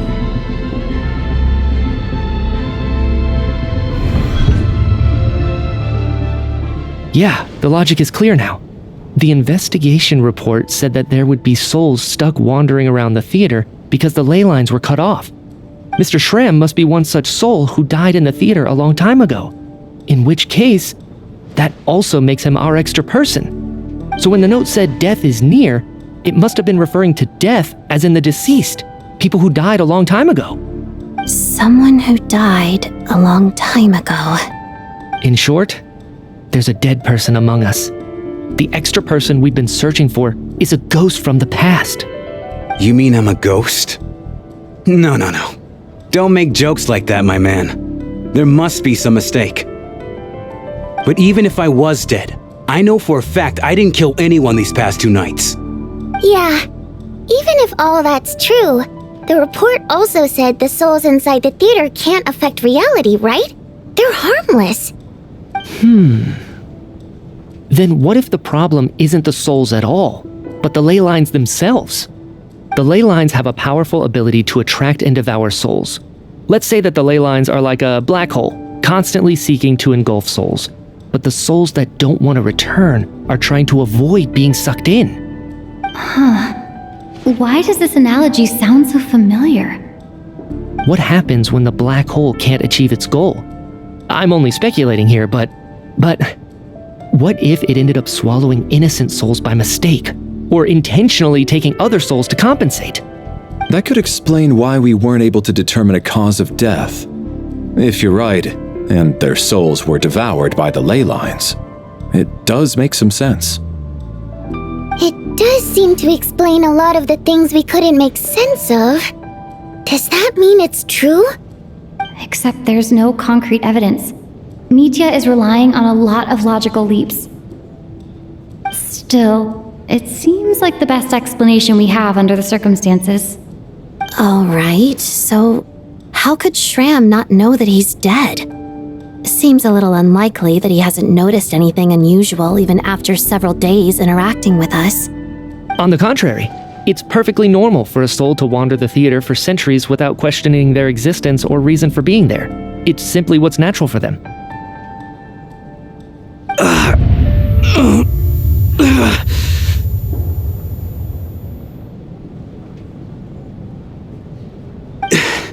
You know what, Mr. Brainiac? I think you might actually be right after all. I'm trying to remember and... even though my head feels like it's going to explode, I think... it's all coming back to me.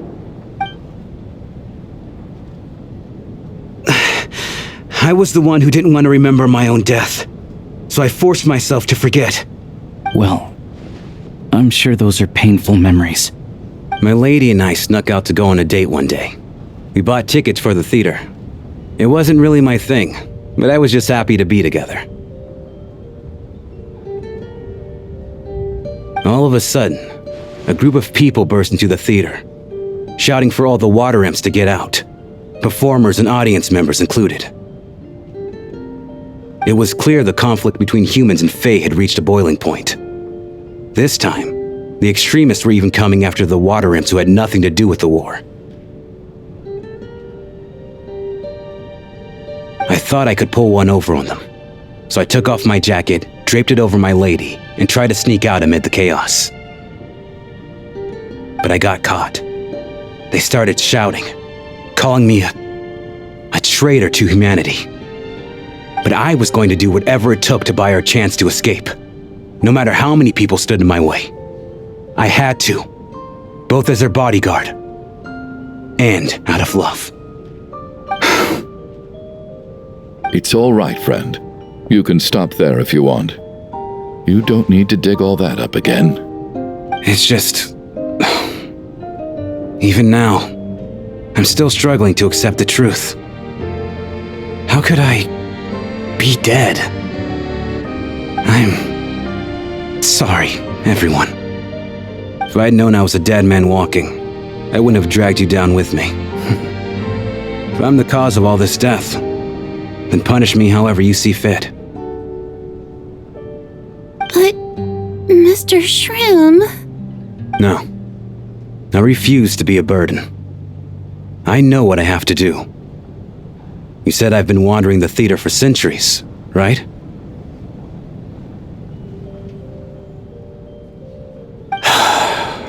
I guess it's high time I got a breath of fresh air. Out there, I mean.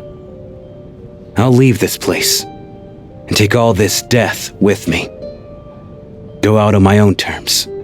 Mr. Shram, I'm sure we can figure out a different course of action. My good sir, we both know I'm not supposed to be here.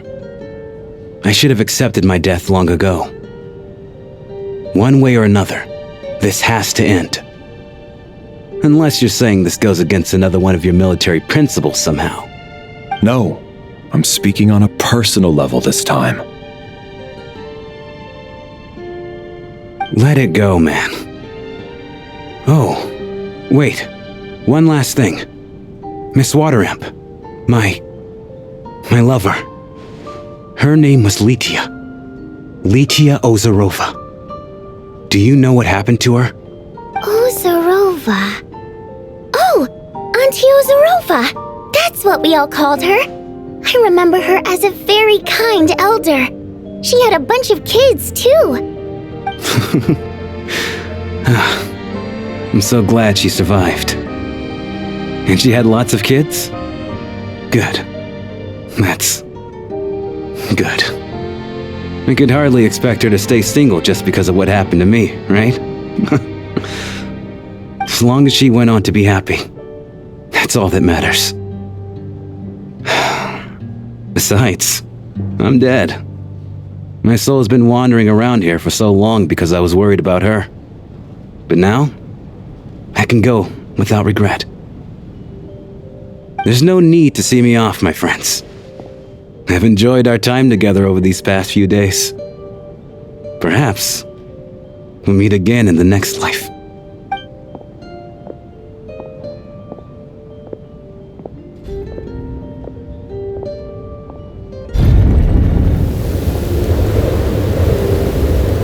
Take care, my man. I knew Mr. Shram was already dead, but I still feel so sad. Death is cruel, no matter how we might try to make sense of it. So, was the conflict between Fae and humans really that bad back then? I was only little, so I don't remember much. It's terrible to think that so many innocent people had their lives turned upside down. Even the historical records about that time period don't say much about it. All people know is that the Tsaritsa founded the Fatui, drove out most of the Fae aristocracy without explanation, then used her terrifying power to suppress the humans. It seems to me like the Tsaritsa chose to make herself the enemy. She downplayed the conflict, directing whatever animosity both sides had for each other at herself instead. That's also why, despite how brutal the conflict was at the time, there hasn't been much lingering tension between humans and Fae since. Things have been fairly harmonious for the past few centuries. So, the Tsaritsa banished the Fae to protect the Fae living in the city? She offered herself up to be hated in exchange for peace. Maybe it's not quite as bad as it sounds. I don't think Her Majesty is too concerned if mortals hate her or not. And besides, there are very few who truly do. All this time, I had no idea. All right, if Mitya's theory is correct, then I think we can consider this matter settled. Let's all take a break.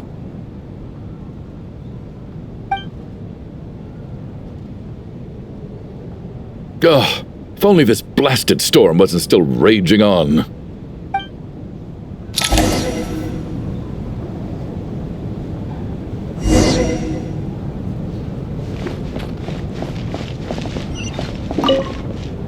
I was actually planning on hiring him as my bodyguard after we got out of here, you know.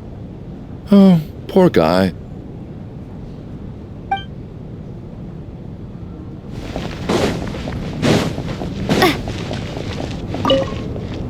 Even though Shram was already deceased, his decision to walk into the snowstorm was still a sacrifice, and a very brave one.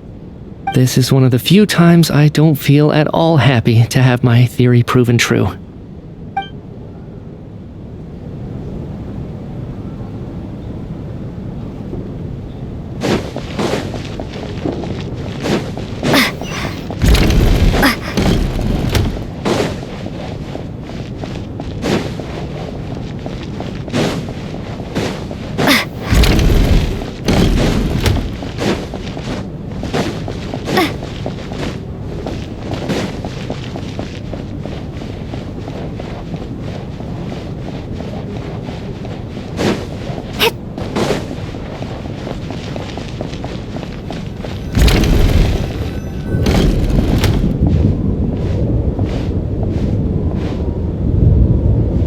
Looks like now we can just rest until the snowstorm stops. I still can't believe Shram turned out to be a ghost who'd been in the theater for hundreds of years. To think he was dead this whole time. What a strange turn of events. Knock, knock. Knock, knock. You know the door isn't closed, right? You don't have to knock. Think of it as a signal then. When I'm entering someone else's room and I knock, I'm here as Odette. If I don't knock, it's Lelik.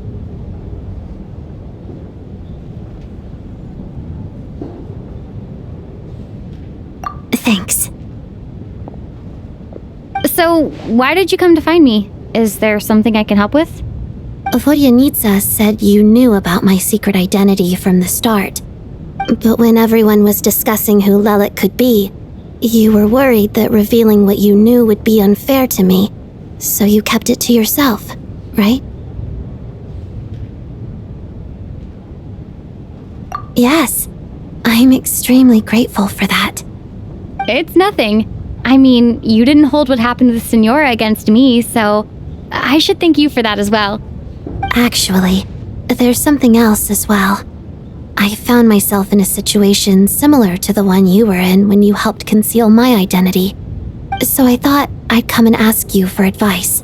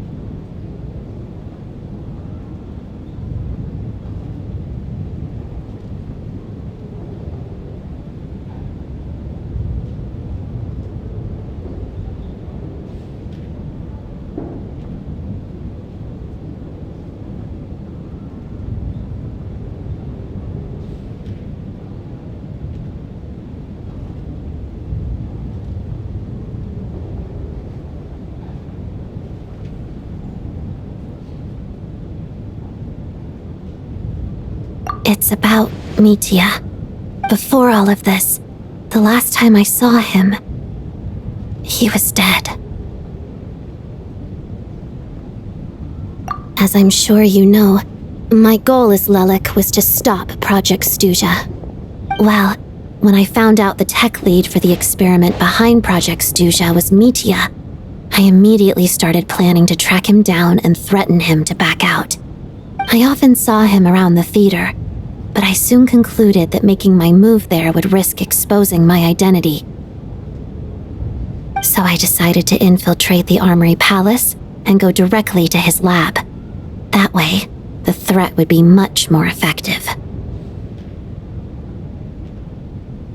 Well, I suppose there was a bit of luck involved, but I am a Fatus, so I already had some familiarity with the building's layout. But when I finally made it to his lab, Mitya seemed to be dead. I checked his breathing and his pulse. He had no vital signs whatsoever. I'm certain of that. I thought maybe another anti-Project Stuja activist had beaten me to it and chosen a much more brutal method, so I made myself scarce. That's why you were so on guard around Mitya that first night here. Yes. When I saw him sitting in the audience during the performance, I could barely contain the shock. To me, it was a miracle. Somehow, he'd come back from the dead. But then, the murders started happening and things got so complicated that it wasn't really at the front of my mind. That is, until Mitya himself said there must be a dead person among us. Then I couldn't ignore it any longer. And yet, you thought that bringing it up right away would single Mitya out, just like when everyone was suspecting Lelek. Exactly. I thought there could be something I was missing. Besides, we soon figured out that Mr. Schramm was a ghost, and we knew there was only one extra person, so we thought he had to be the one. But now it seems like there's another candidate. I understand why you kept it to yourself. There was so much information being thrown around during that discussion. Bringing up Mitya would have just introduced more confusion. So, what do you think we should do? Let me confirm one thing first. When was it that you found Mitya dead? Around a week ago, sometime in the afternoon. A week ago? That's earlier than I thought. I saw him just a few days ago at a restaurant. That definitely would have been after you found him dead. He seemed completely normal to me, chatting with Vodyanitsa, trying to avoid Valeri. So he was definitely alive on that day. Huh. Well, all I can say is I know what I saw. Here's a thought. The reason we even suspected a dead person could be among us was because of the problem with the theater's ley lines. But Mitya's death happened inside the Armory Palace. The ley line issue affecting the theater shouldn't reach that far. You're right. I guess he doesn't fit the profile of the person we were searching for. I think the chances of it being him are very low. Surely he can't have died for real in the Armory Palace. Unless what? Unless he really did come back from the dead. You're right. Do you think we need to disclose this to the others? Huh, what's this? A private meet and greet? Where do I line up? That's not what's going on here. Well, I was just making the rounds. Thought I'd try to lighten the mood a bit. Vodyanitsa's handing out food if you're hungry.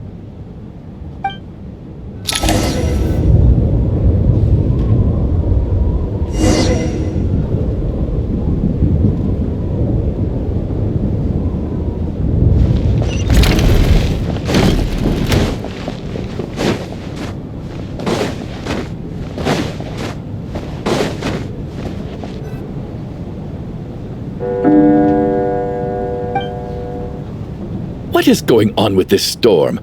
Could it be connected to that monster that just arrived in Snezhnaya? I almost hope it is. Her Majesty the Tsaritsa left to vanquish that beast herself. We just need to wait for her triumphant return. Do you think people still feel the cold after they die? I'm wondering about Schramm. Oh, maybe we should have given him a coat before he went out there. Death itself is cold, isn't it? I'm sure the storm will embrace him. Well, I hope he has a safe journey. I'm going to miss him, I think.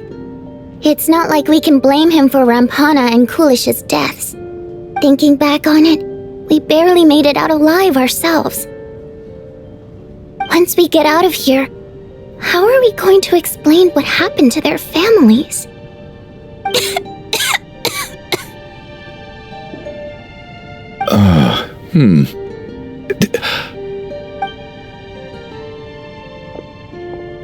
Are you okay? Here, take this. I've never used it.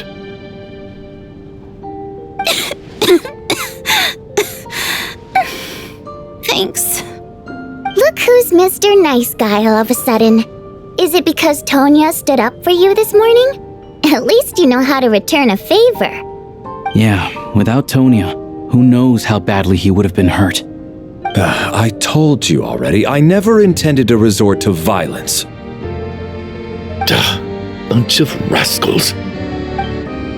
Little girl? I was rather surprised when you spoke up for me this morning. I didn't think I had many admirers here, so, thank you. Oh, no need to thank me. I said some bad stuff about you too. I've been, too embarrassed to admit it, but, you remind me a lot of my daughter. So kind to everyone, but never lets her old man off the hook. Unless my wife and I are having a fight, then she's always on my side. Especially when she was little. Every time I took her out.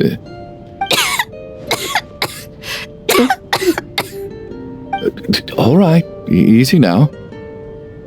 How long have you had that cough, Tonya? I don't know. It's probably been a while. I'm fine. Are you taking anything for it? Yeah. I'll be fine once I see my brother. He's gonna pick some frost fairy flower leaves and brew a tonic for me. I'll feel much better once I drink that. I see. That's good to hear then. We should probably discuss arrangements for tonight. Now that the deceased has left our midst, there shouldn't be any more incidents. However, out of an abundance of caution, I'll keep watch. Shouldn't we take shifts? I can take one if needed. No need. I managed to get a nap in earlier, so I have plenty of energy right now. After all the tension of the past few days, everyone else should just focus on getting a good night's sleep.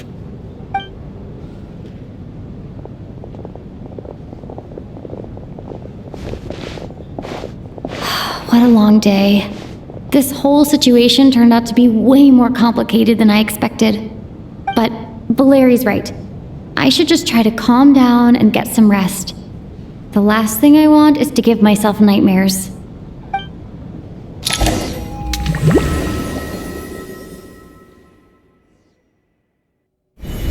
She's awake.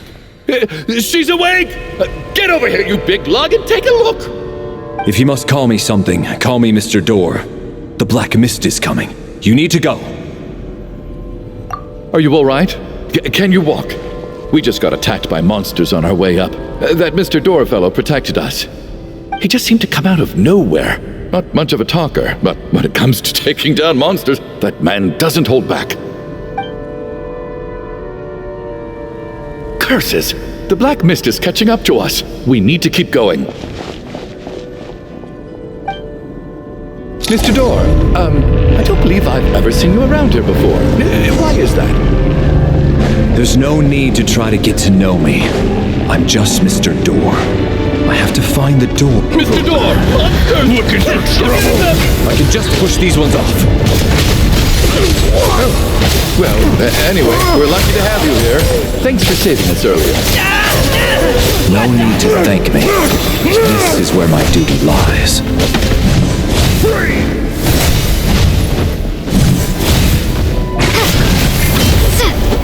What? Firestorm! Yeah!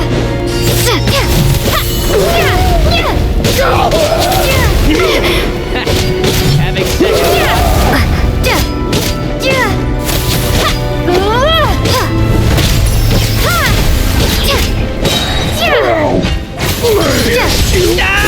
Wait!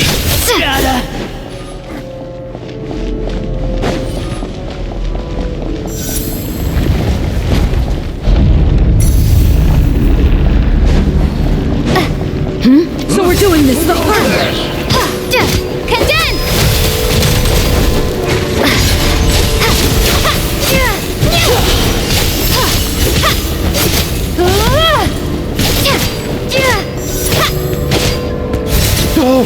Remarkable work, Mr. Door. If I had your muscles, I'd do the same.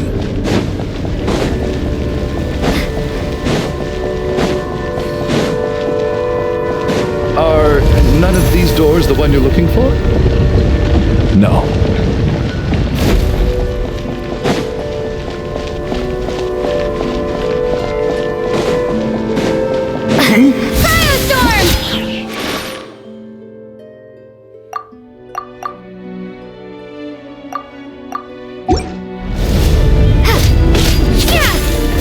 about this? Fighting frog! Come no closer. Encase!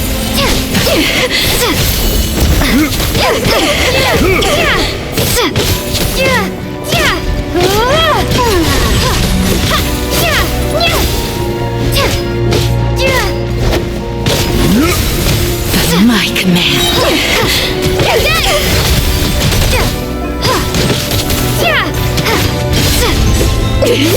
Impossible! Cryostorm!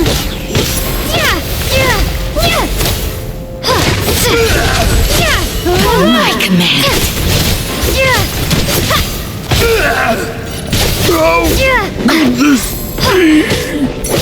Encase!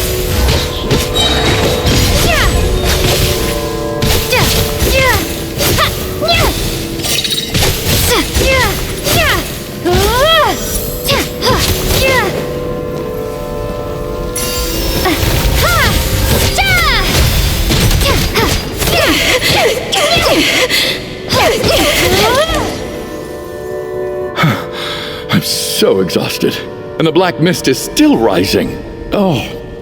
Wait, look! There's more monsters down there. Are they coming from within the black mist? No! They're gaining on us! Quick, keep going, or they'll be at our heels any second!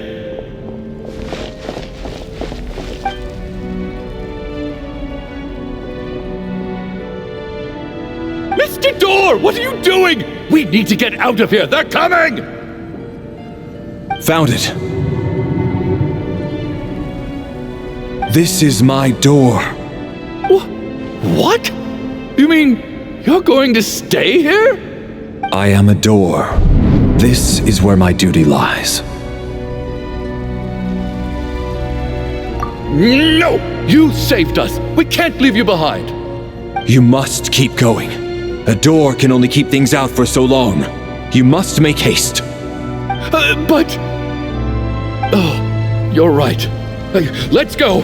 We can't let Mr. Door's sacrifice be in vain.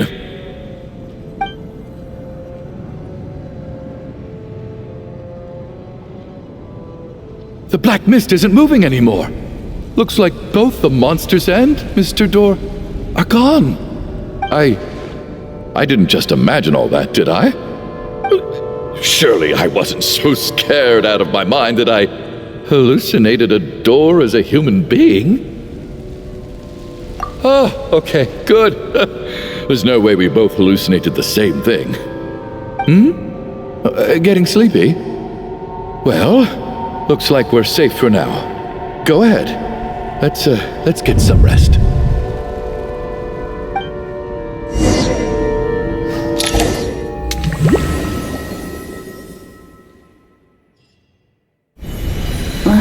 What time is it? Is it morning? I think I had a nightmare. Oh, I guess everyone's still asleep. These past 2 days have been exhausting. Valeri's keeping watch though, so he's probably the only one awake. Valeri?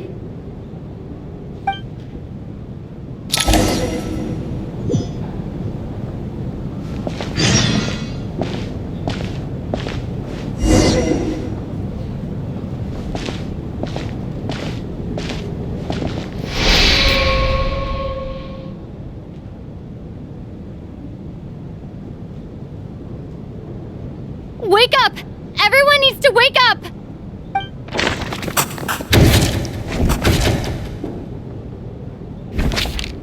Just like the last 2 nights. No clear cause of death. I've been a real thorn in your side, haven't I, Mr. Valeri? Now you can rest in peace. But for me, life will be all the duller for not having to run away from you, my friend. How's Tonya? Is she okay? I just checked on her, and it doesn't seem like anything serious.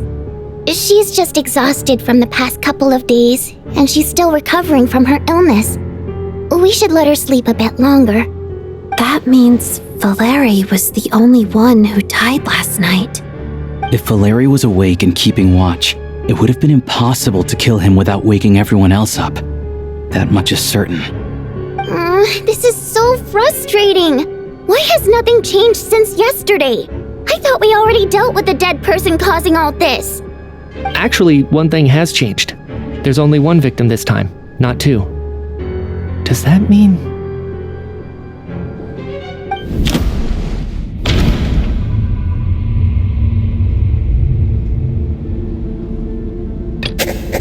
But Mr. Shram was already deceased to start with. That doesn't seem very likely. Can a death at night even be defended against? This logic seems baseless to me. After the deceased Shram left, there was one less victim last night. That more or less tracks. It's a reasonable conclusion, considering the only variable that changed. Oh, the number of people who die each night is equivalent to the number of dead among us. That's your theory, right? Exactly. We identified Mr. Shram, and the night after he left, the death toll dropped from 2 to 1.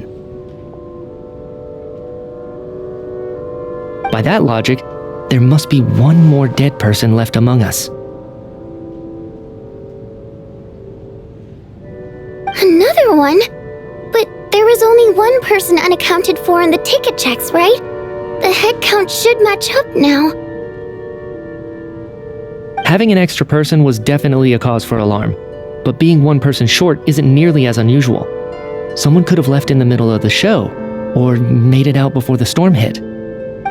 One more dead person among us. If Mitya's theory is right, then what Odette told me seems a lot more relevant. It's just, at the time, we had no reason to think there was more than one dead person. If only we'd taken it more seriously as a possibility, maybe this could have been avoided. I'm sorry. This is my fault. I had information that could have been helpful, but I held back. I should have brought it up right away. I'm partly to blame as well. I was too quick to dismiss Odette's concerns. What is this about? What have you two been getting up to behind my back? Sounds like there's some big news you've been keeping from the rest of us. Well, we're all ears.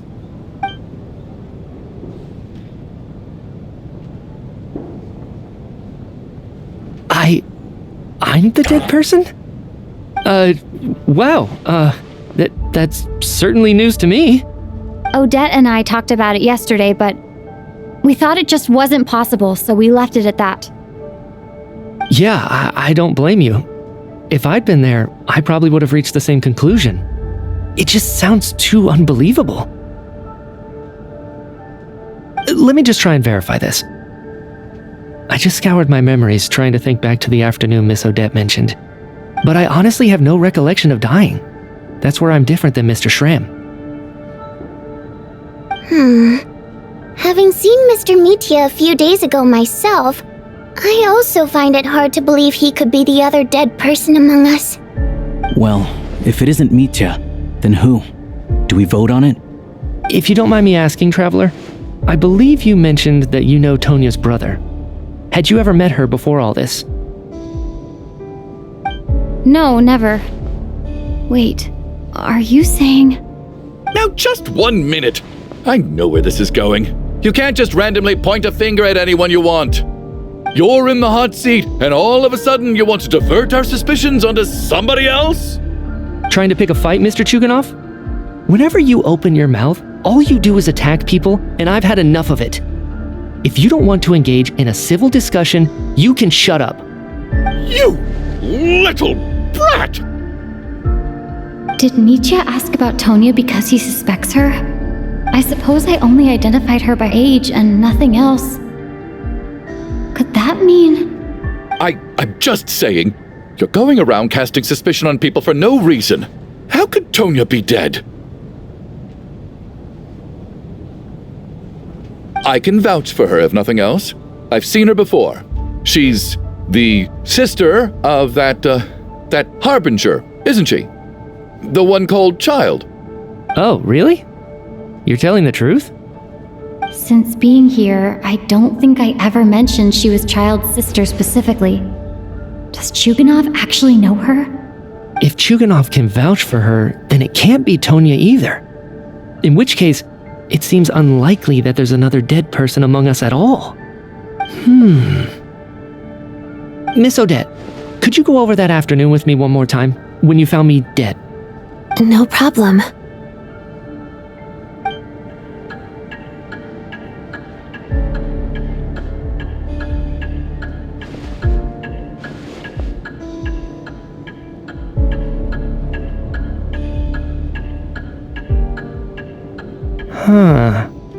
No matter how hard I try, I just can't remember anything about dying.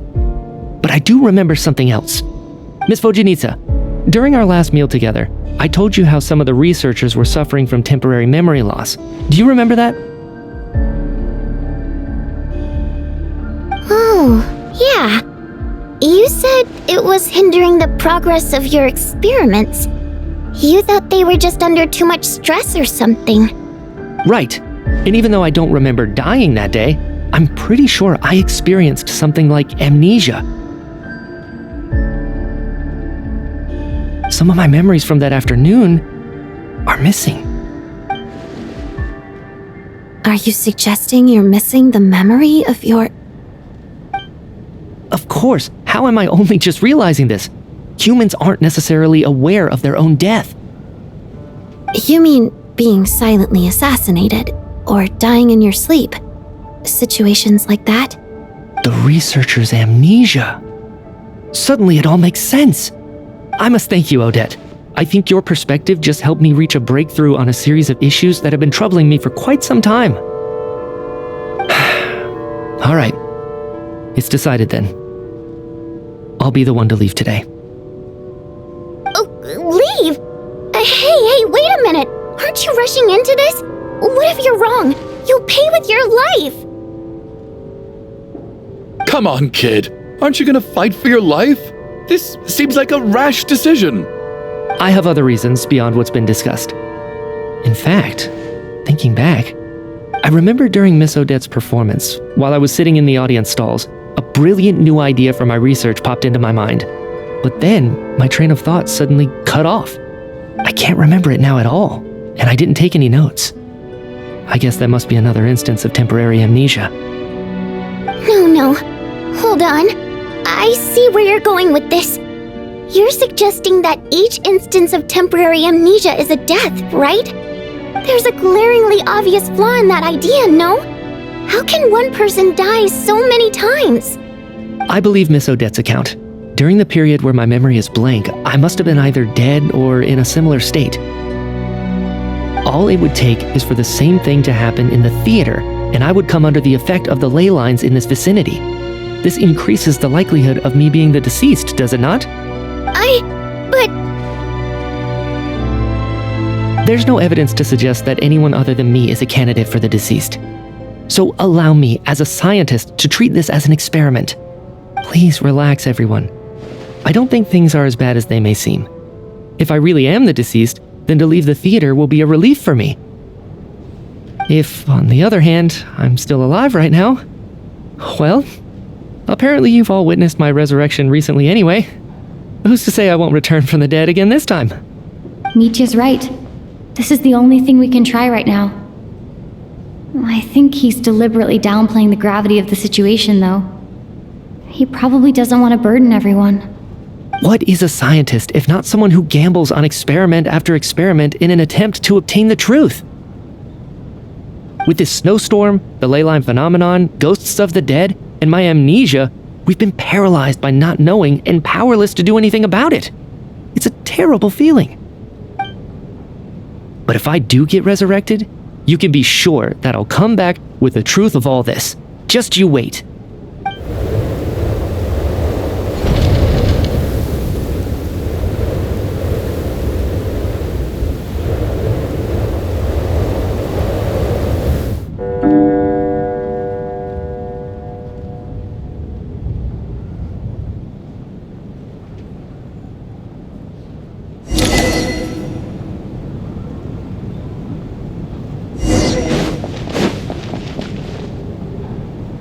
Poor Mr. Mitya. I didn't even get to see him one last time. Maybe it's a good thing that you weren't there to see it. It was a hard thing to watch. I hate goodbyes. Why does it feel like everyone around me is slowly disappearing? Not just in here, I mean. In the outside world, too. Maybe it's the realization that, at the end of life, everyone has to face it alone. Come to think of it, the main reason we're still alive right now is pure luck. Each morning here, for every one of us, there's the chance that we might not wake up. You could take it a step further and say that the same is true outside, too. Who can never be 100% sure when they drift off to sleep that they'll open their eyes again in the morning? If I make it out of here, I'm going to cherish every moment that I'm awake and live without any regrets. Without regrets? I feel like a strange sense of anxiety has been quietly growing inside me over the last 2 days.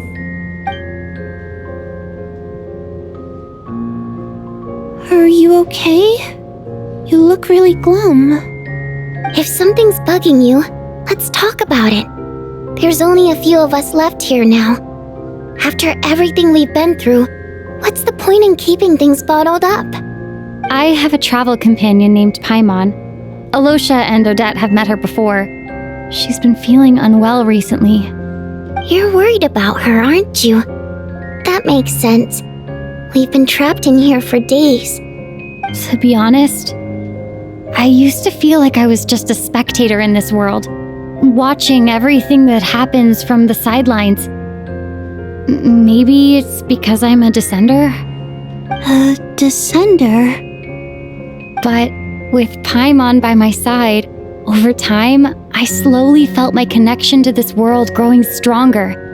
She loves eating, sleeping, and having fun, but she's also a great guide. It's her authenticity that makes this whole world feel more real for me. Over the last few days that we've been apart, I've often caught myself wondering, what would Paimon say if she were here right now?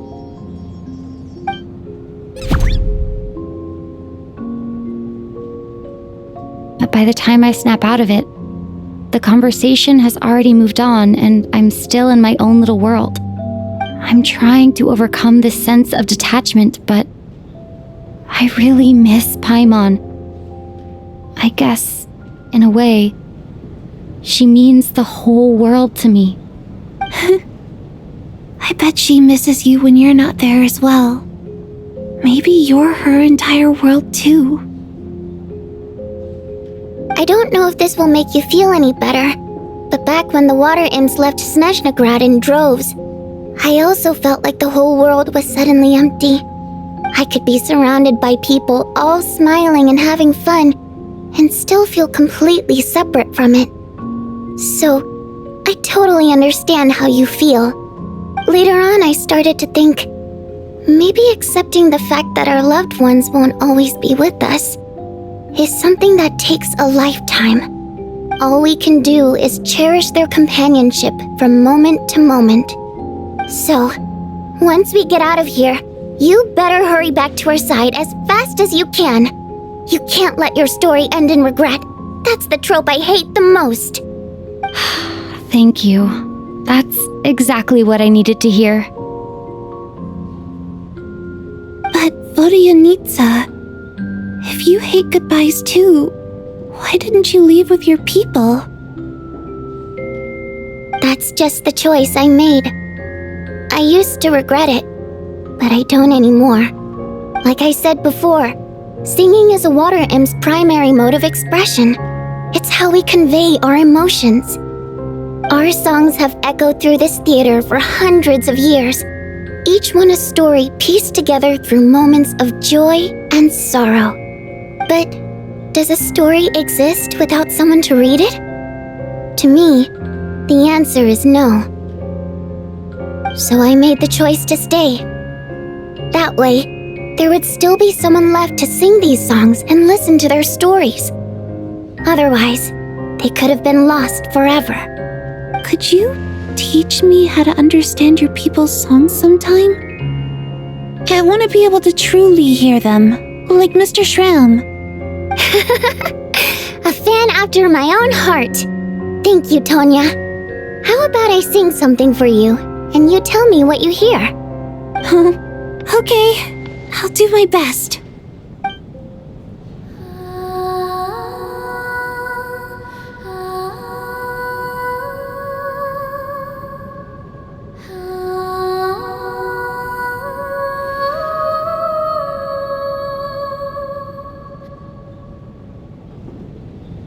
I've never heard that one before. I feel like I can hear a sense of longing somehow. I wonder why that is. Color me impressed, Tonya. You're a keen listener. Most people can only tell if a song is happy or sad. I didn't think you'd be able to pick up on such specific details. So, what's the song about then? Come on, tell me! I've actually never performed this song in the theater before, because it has more of a ceremonial purpose for our people. It's not meant for the stage. It means something like, "May those we have lost watch over us, and follow this song back home in the night, so that we might be reunited once more."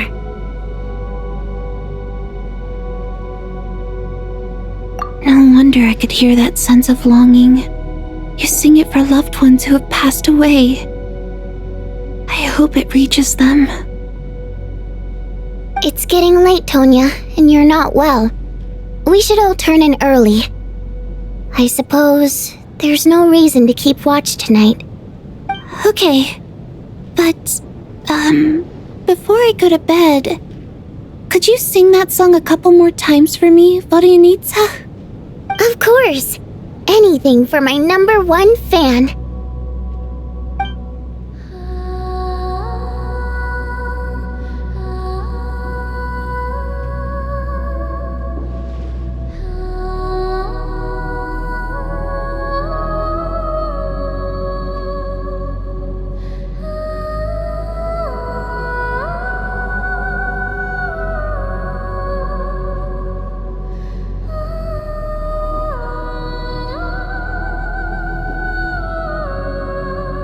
Once I get out of here, I definitely don't plan on ever coming back.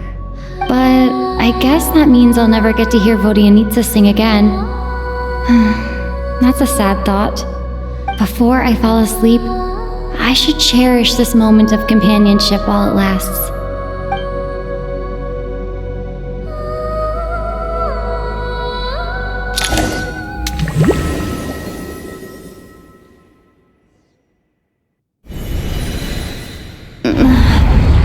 Where am I? It's so dark in here, and I feel kind of dizzy. Am I alone?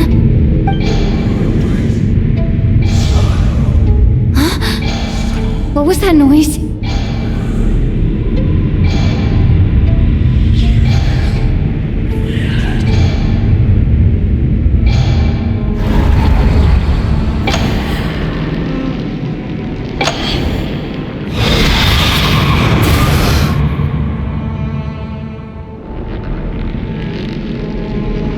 Return, O spirits!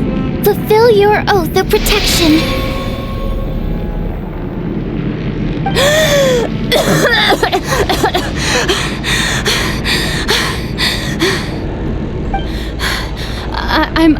I'm alive?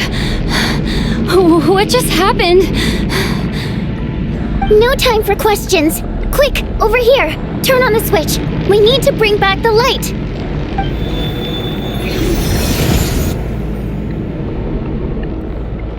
Alright, we're safe.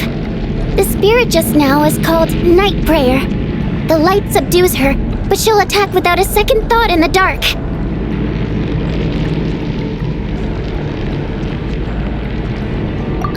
Sort of.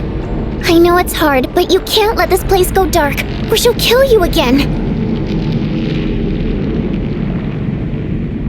Yep. Luckily, I was here to resurrect you. Otherwise, that'd have been a real bummer. A bit more than a bummer, I'd say. Wait, so you have the ability to resurrect people? Sure I do. I'm your guardian spirit after all. I specialize in soul recall. Oh, it's nice to meet you, by the way. Thanks. It's nice to meet you too. Alright, there's no time to waste. The black mist is already catching up. We need to avoid it at night prayer at all costs. Come on, let's go. We need to reach the next switch before the place gets too dark. If we bring the light back, night prayer won't be able to get to us.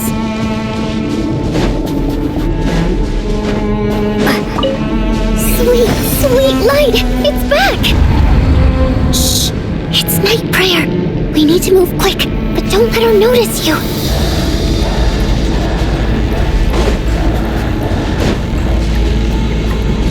Look out!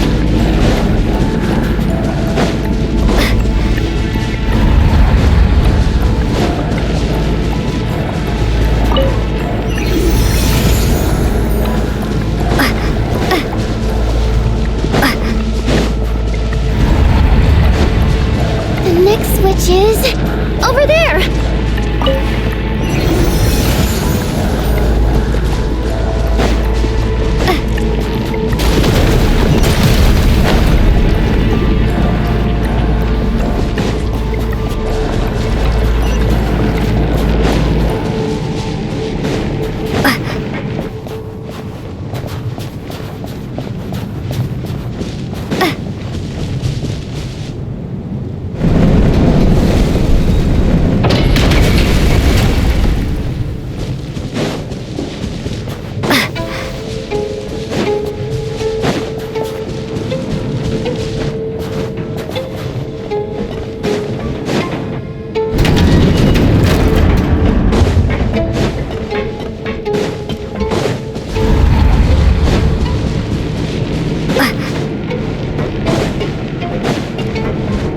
Is just up ahead! Hurry!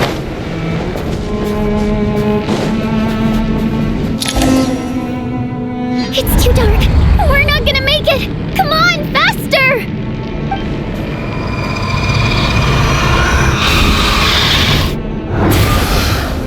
Traveler! I won't let you die like this! Not on my watch!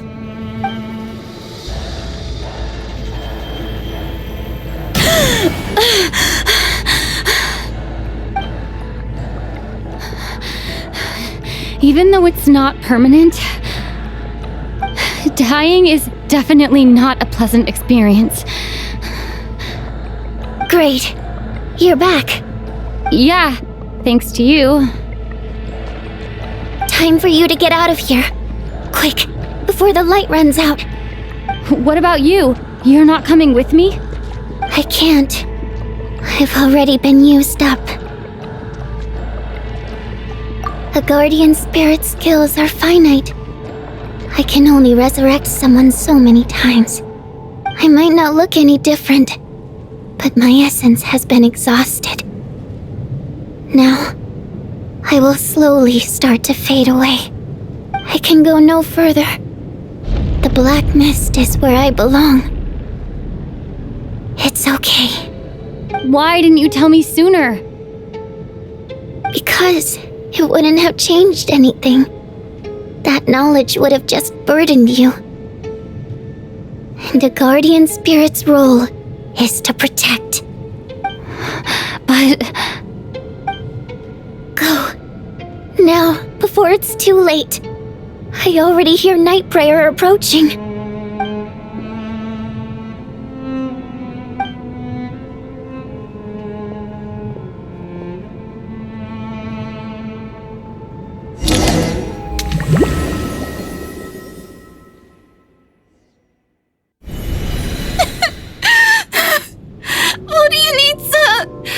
How could this happen?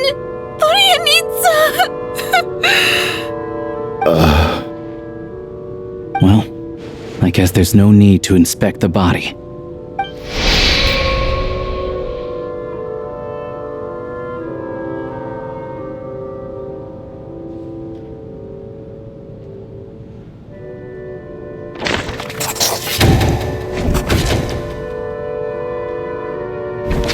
wasn't supposed to happen. You lied to us, didn't you, Chuganov? You've been lying from the start. Take a long, hard look at yourself before you go around accusing other people. I suspected you on day one, Lelik, and now look where we are. By some strange coincidence, you've never been targeted. You just happen to have survived this long?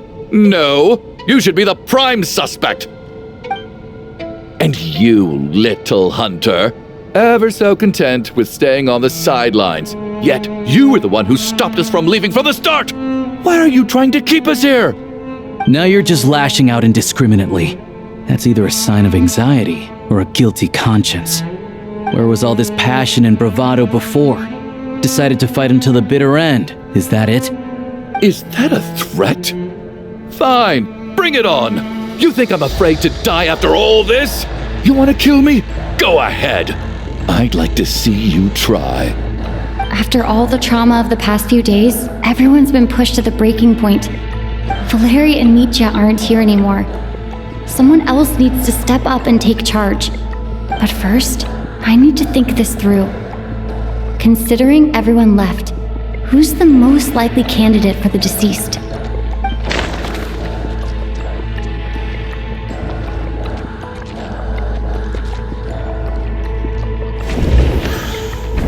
He's arguably the first friend we made after arriving in Snezhnaya. While he works at the theater, we've also met him outside of it, so he can't be the deceased.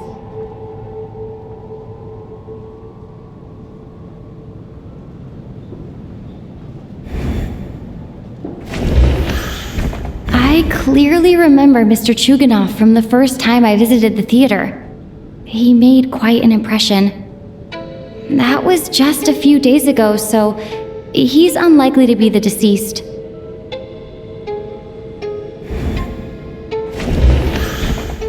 Of those who remain, the only person we've never met before is Tonya. There is room to doubt her true identity. People are easily misled by first impressions. Now that I think about it, Child's sister was in fact a label I imposed on her due to my own assumptions. But Mr. Chuganov vouched for Tonya's identity yesterday, with basically no other possibilities left. Could it be...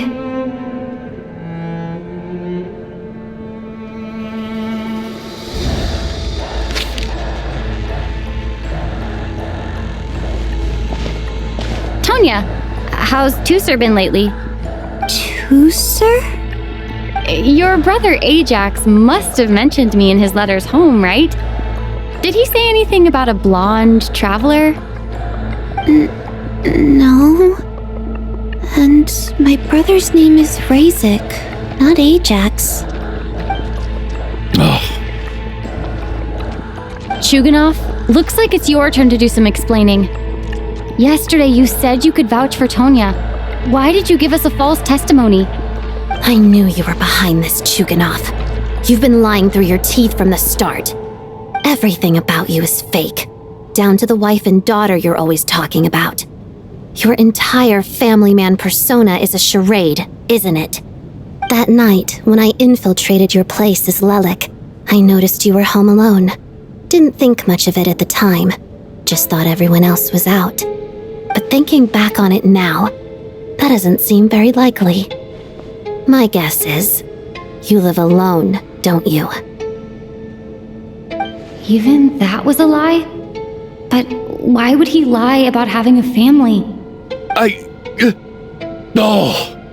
Curses! Oh, why is there no end to this blasted snowstorm? If it would just stop! If it would just stop. I think I remember now. I know how I ended up here. It feels like a distant memory. But at the same time, it's just like it was yesterday. The reason I'm always coughing is because I got sick with frostbite. The locals usually call it the snow cough. It's not a very common illness. It's partly genetic and partly caused by the cold climate, but it can be fatal. They sent me to the hospital as soon as they found out I had it. And I spent so long lying there in that hospital bed. After a while, I felt myself growing weaker and weaker. Nothing seemed to be working anymore. Neither the treatment that the doctors were giving me, nor the medicine my brother was brewing from frost fairy flower leaves. So one day, I told my brother that I wanted him to take me outside for once, so things could be like they used to, just for one day. I wanted to meet loads of friends, experience new things. He agreed. He snuck me out of the hospital, and we escaped. We got to the theater, bought tickets, and went inside. Oh, it was all so exciting. I remember the show very clearly. It was amazing. But I found myself getting sleepier and sleepier. Oh, Tonya. When I woke up, I couldn't find my brother anywhere, so I guessed he'd already left. But there's no way he'd leave me behind. So I decided to stay here and wait for him.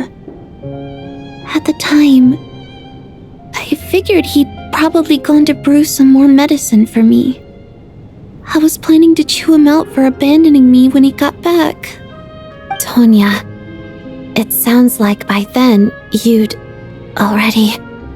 Yeah, I know. I understand now. Dead, aren't I? This cough and the feeling weak, it's probably just my body's memory. After all of that, it turns out I can't blame my brother after all. I was the one who abandoned him. I'm sorry, everyone. I realized this much too late. It seems like death skewed my perception. And now I've dragged you all into this mess. Your name probably isn't even Tonya, is it? Didn't that ever strike you as odd over the last few days? Well, when I was little, my brother and I read a storybook, and Tonya is the name of one of the characters. When we escaped from the hospital, our family and the hospital security were looking everywhere for us. So when you first approached me and said my brother had sent you, and called me Tonya, I thought he must have chosen a fake name that only the two of us would know. Because he was afraid of getting caught. Now, it seems like that was just wishful thinking. At least your memory of death isn't painful. That is a small comfort. Now it's your turn, Chuganov. Talk to us. I believe no lie is ever told without a reason. You're right. I was lying.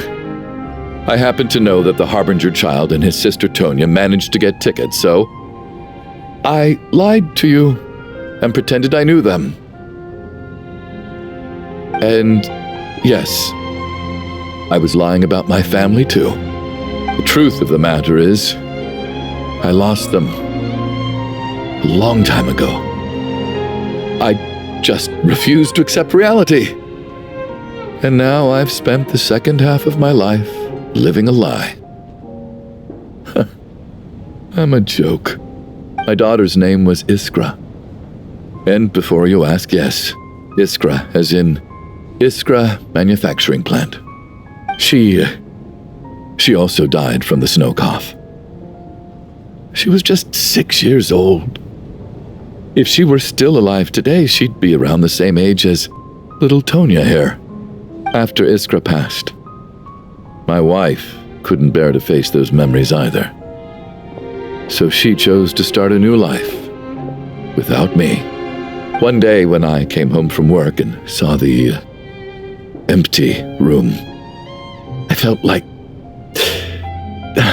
I couldn't breathe. Subconsciously, I started to imagine that they were still there. I soon discovered that this was the only thing that made me feel any better, so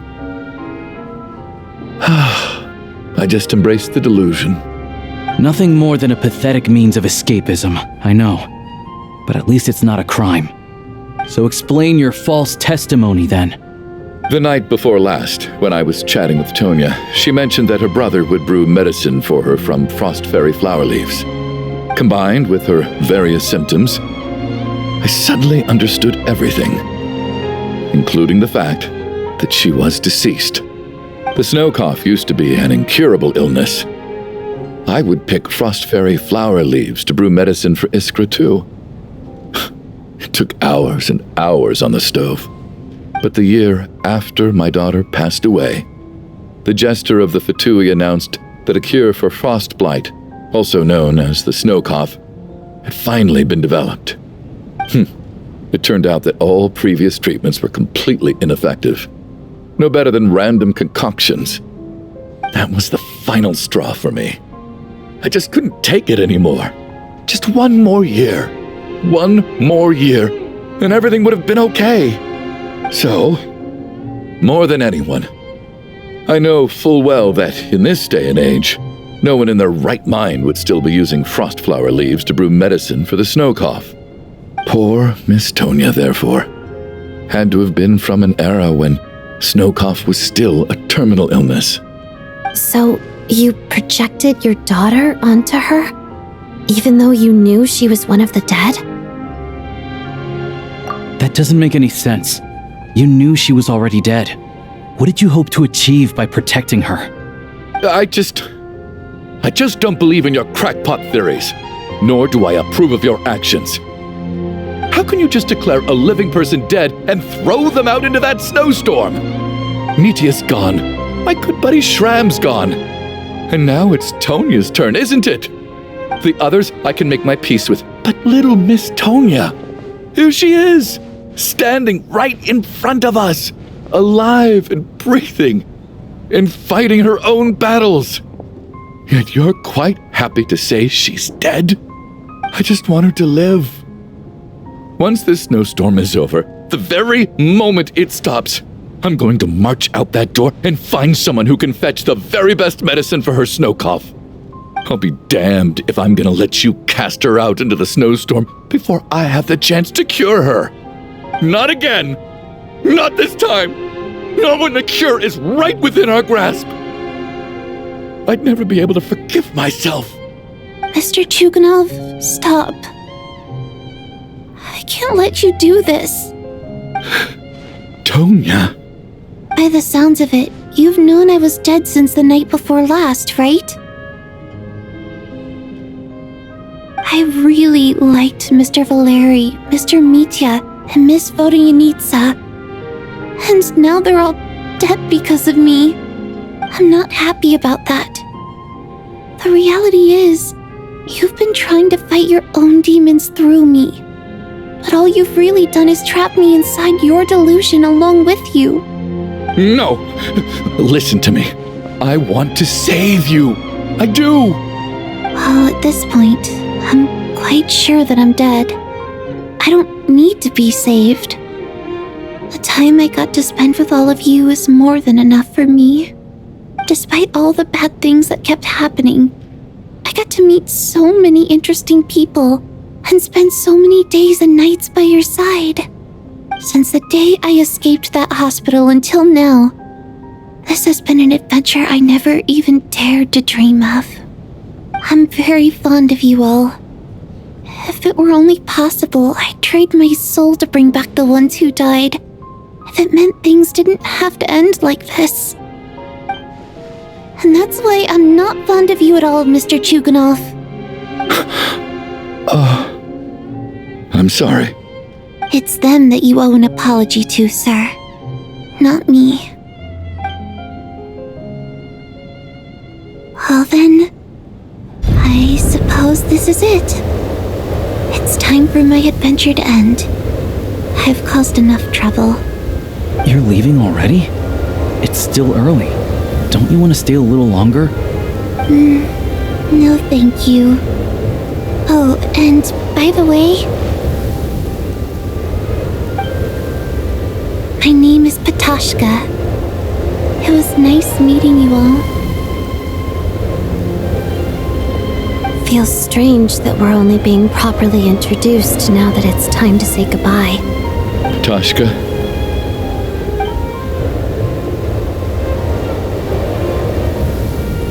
What are you doing, Chuganov? Are you crazy? let me leave.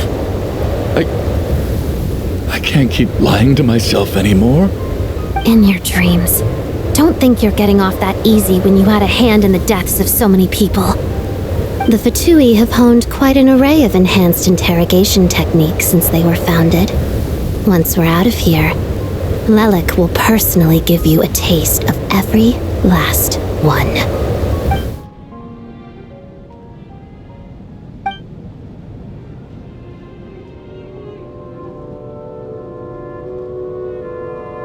I think we should leave. I doubt this snowstorm is ever going to stop. For all we know, this storm might have destroyed all of Snezhnaya by now. Maybe even the whole world. Wait, we finally solved the mystery of the haunted theater today. Maybe let's at least try to enjoy tonight? Fair enough. I don't particularly feel like dying in Chuganov's company anyway. And yet you won't let me die first. Hey, Chuganov, on a serious note, if we do make it out of here, you should close down that factory of yours.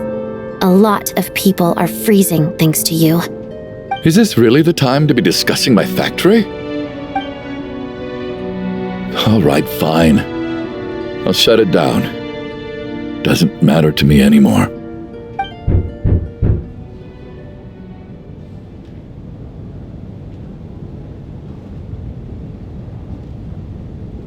Am I hearing things?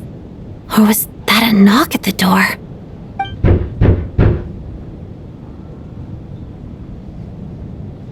There it is again. But I don't understand. The snowstorm hasn't stopped, has it? Should we open the door? Is this it? Is this nightmare finally over? If the last few days are anything to go by, I probably shouldn't be getting my hopes up. Whatever lies beyond that door at this moment, it could be something even more terrifying than everything we've been through so far.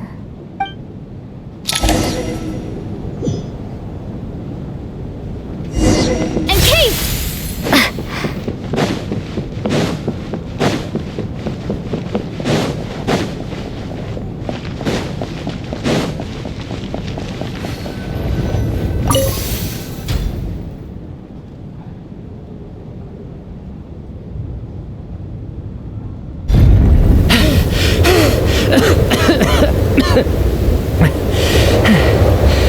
Hey everyone, I'm back. How are you doing? Feeling any better? Much better, thanks. Whew, it is so good to have you guys here. I was a little worried that the theater would be empty by the time I got back. Let me see. Tonya and Vodyanitsa are missing, which means Vodyanitsa died last night. And then you discovered that Tonya was the other dead person. Am I right? Not Tonya. Pitashka. First, tell us how you made it back here. Given the conditions outside, no one should be able to return alive. You're right. The thing that got me back safely was a song. I heard someone singing. After walking into the snowstorm, my mind grew hazy. I don't know how long I walked through the storm before my mind completely slipped away. Then, suddenly, I heard the sound of singing. The voice instantly brought me back to my senses, and I regained consciousness. So I followed the voice, searching for the source of the singing. I searched and searched, until finally, just a few moments ago, there was the entrance to the theater, right in front of me. I've actually never performed this song in the theater before, because it has more of a ceremonial purpose for our people.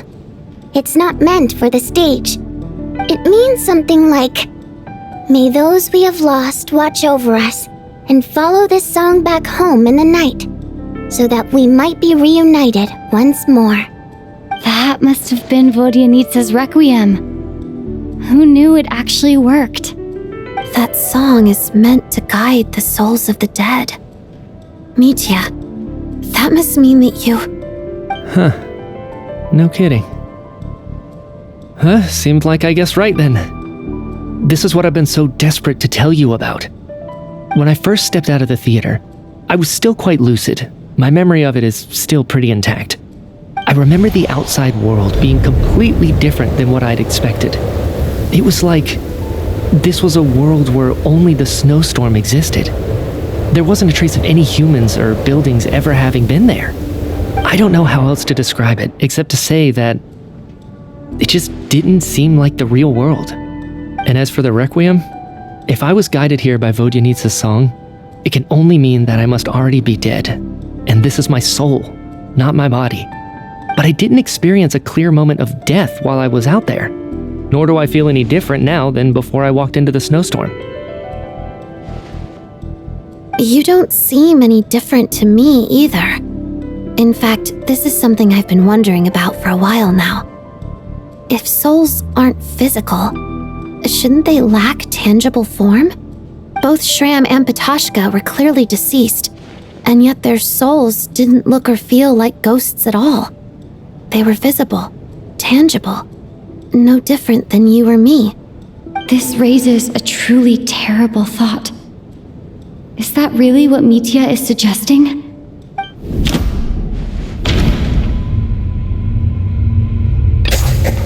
Mitya's soul was summoned back by the Requiem, confirming that he is indeed already dead. And yet, he looks no different from us. Of course, if even the long deceased like Mr. Shram can blend in with us undetected, then maybe we've all been dead from the very start. And all of us are now souls wandering the theater.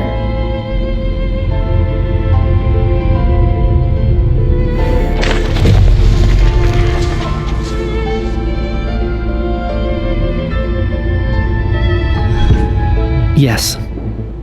I think that this is probably the afterlife. What did you say?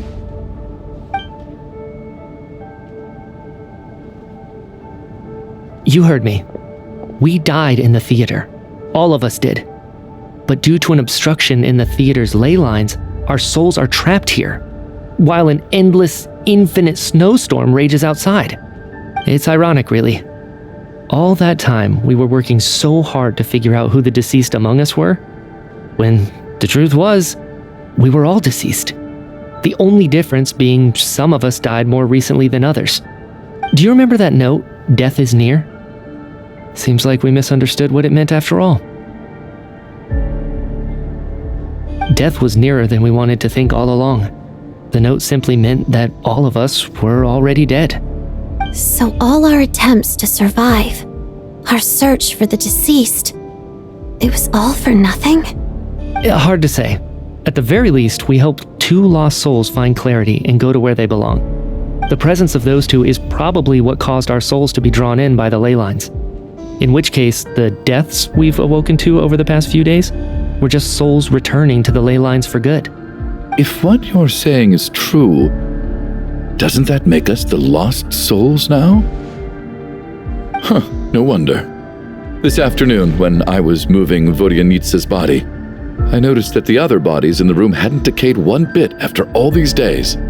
That's further proof that those aren't physical bodies at all, but merely our shells here in the afterlife. Am I really dead?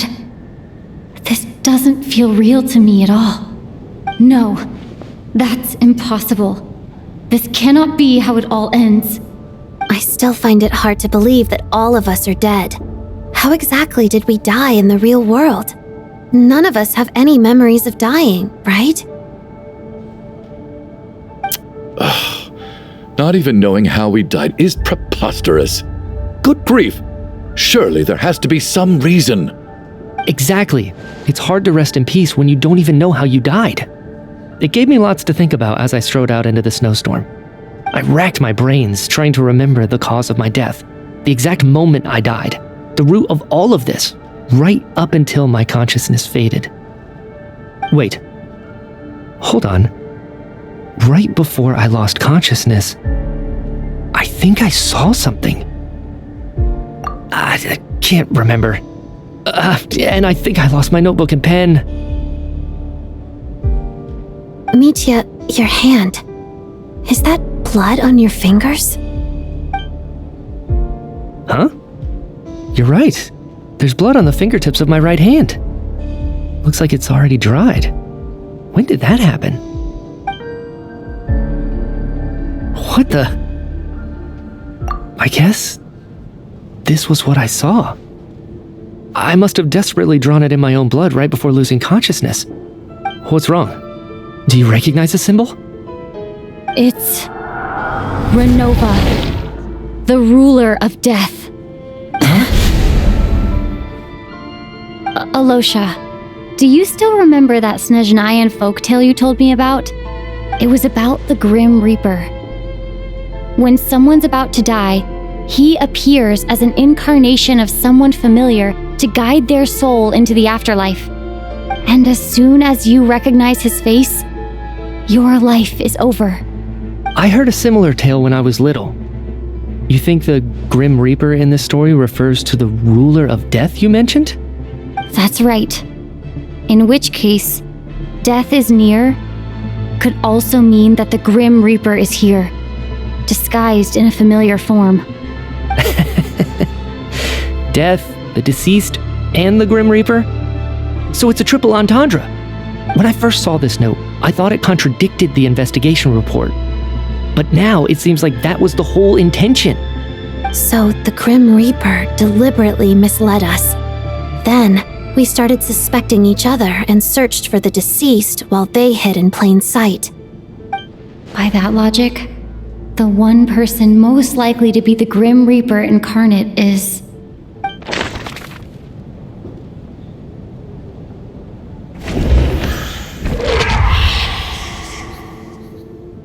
No doubt about it.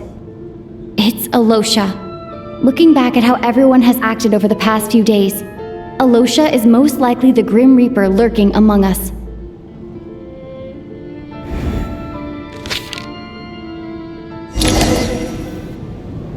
Is it you, Alosha?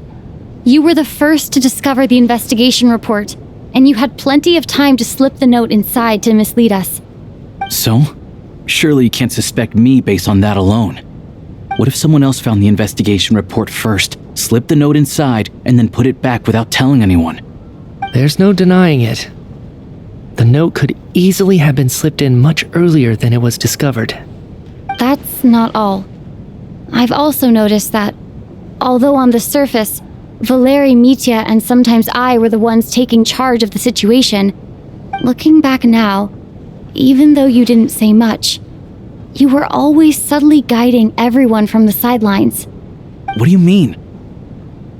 You were the one who emphasized how dangerous it was outside and insisted we all stay here. It was also you who suggested that we all sleep in the same place. And earlier today, you tried to convince Patoshka to stay. I don't understand why, but it was out of character. So, you didn't understand my intentions, and now you're assuming the worst. Seems pretty unreasonable if you ask me. He still won't admit it? Fine. Let's see how he responds to the most damning evidence of all. The biggest question I have right now is, if the Grim Reaper is impersonating Alosha, then where's the real Alosha? When did they switch?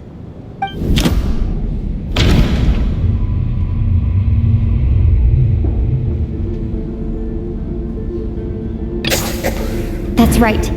This was the moment. Right at the start, before any victims had even emerged, Alosha was switched with the ruler of death while everyone's guard was still down.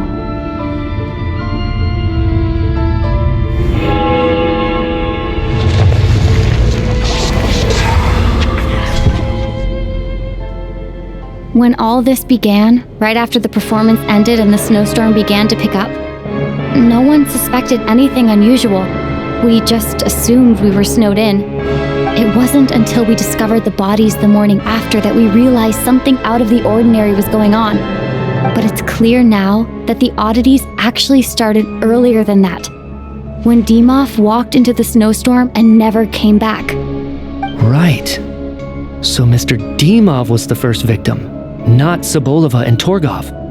And if we pinpoint that moment as the beginning of this incident, then one thing becomes clear. Alosha, you are the only person who walked into the snowstorm and came back without the help of Vodyanitsa's Requiem. More precisely, Alosha never came back at all. The one who came back was the Grim Reaper. Not bad. Well, since you've backed me into a corner, I suppose there's no point in keeping up the act anymore. Alosha? You're the Grim Reaper? I am no such tired cliché. Mortals should address me as the ruler of death.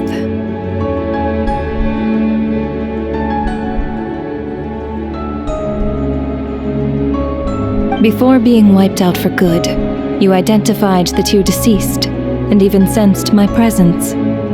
A commendable achievement, far beyond what I expected. I heard you can ferry souls. Those deaths each night. Were they your doing? Your initial conclusion was correct. Due to the existence of the two deceased, the ley lines yearned to reclaim those long-lost souls. Every night they devoured an equal number of souls to fill the void. This required no intervention from me. Though, of course, ferrying souls is indeed my authority. Here, take a look.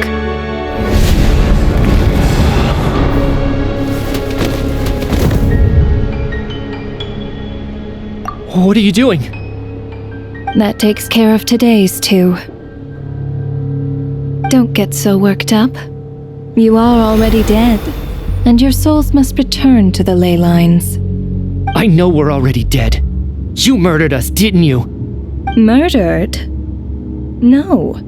Murder is when mortals usurp my authority.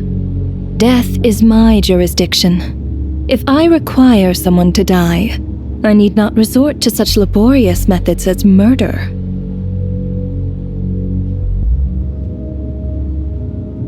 You simply met the criteria to trigger my curse of death. I know about the curse of immortality. So there's another death-related curse too? You cursed us? When?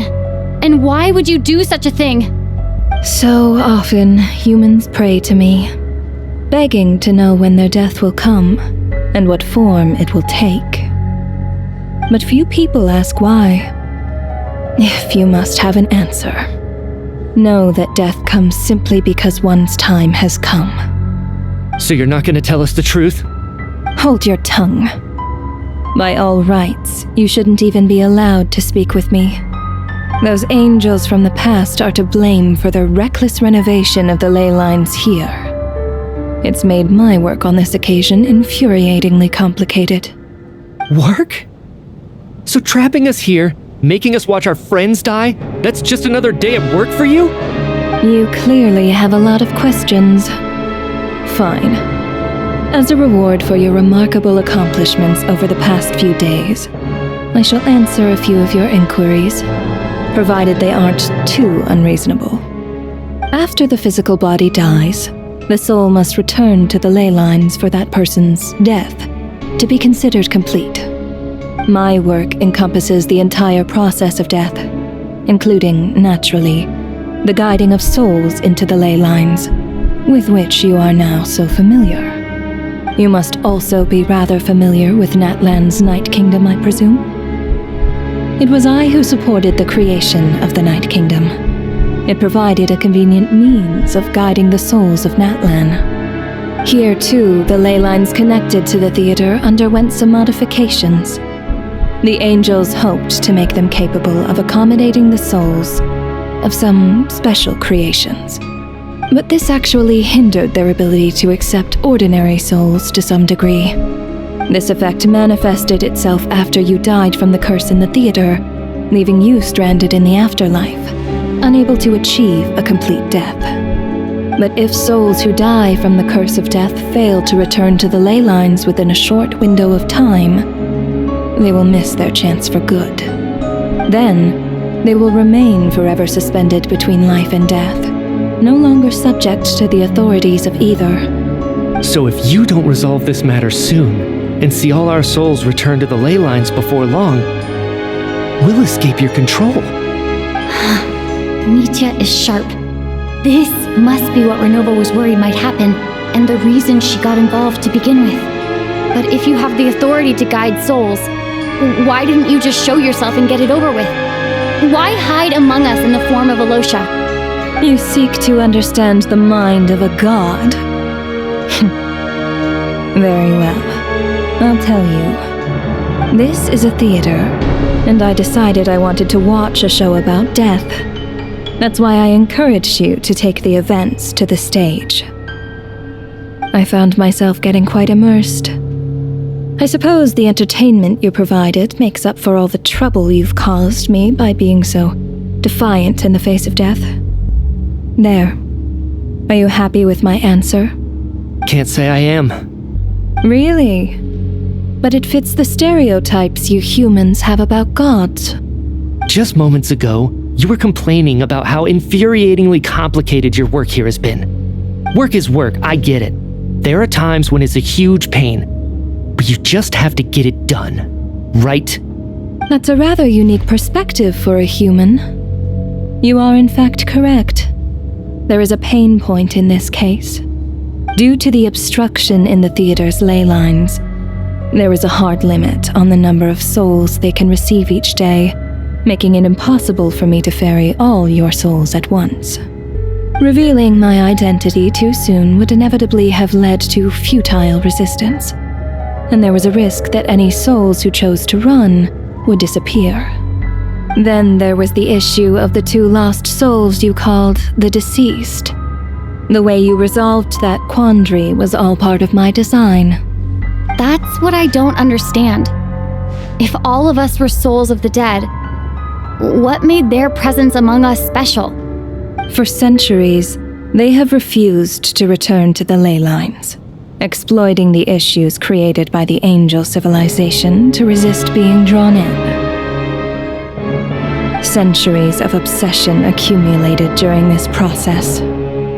You may think of this obsession as the resentment of the dead, and in this quantity, it was a bomb that could have detonated at any moment.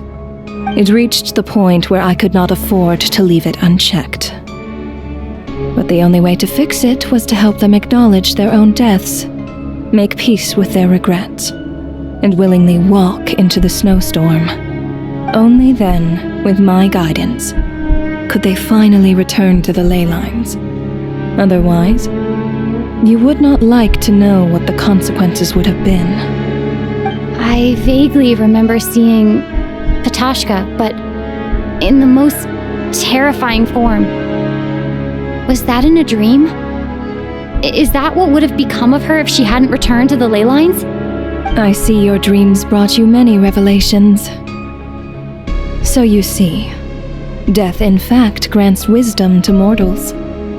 Souls connect to all things in the world and see the chain of cause and effect between them. It's nothing unusual. Anyway, giving psychological counseling to lost souls is not my strong suit.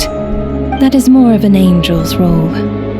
It was something I could not resolve directly using my authority, so I decided it was easier to leave the bomb defusal to you. Meanwhile, of course, their presence caused the souls of other members of your party to return to the ley lines each night.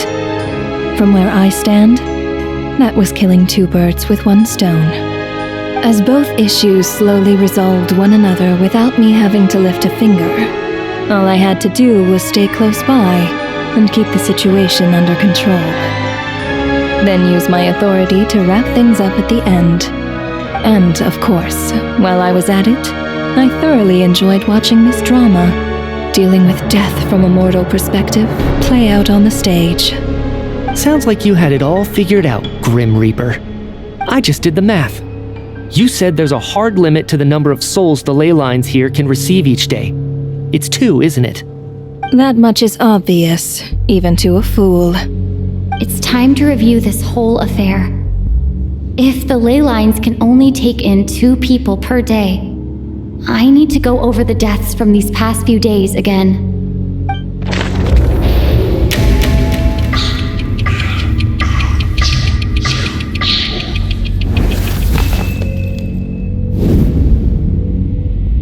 Looking back now, none of us had the faintest idea at the time.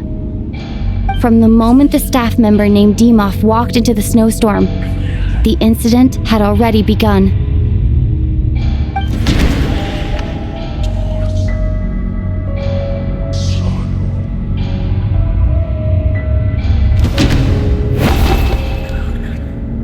No. Let me go over this again.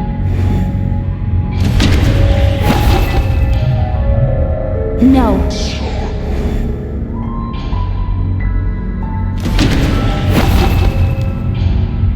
No. Let me go.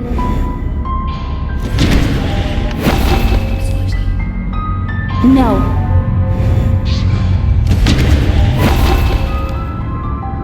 No. Let me go.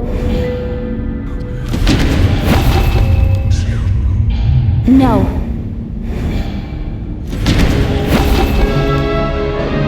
No.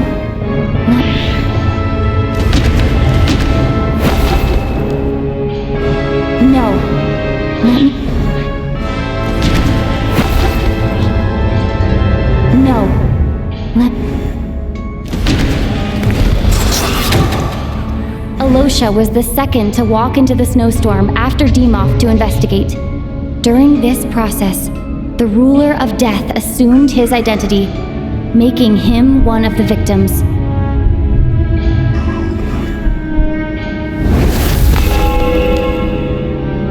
During our first night in the theater, everyone was caught up in the novelty of it all. No one could have expected there would be victims the very next morning. Despite all the confusion, and with the help of hindsight, we finally began to realize that something was amiss with the snowstorm.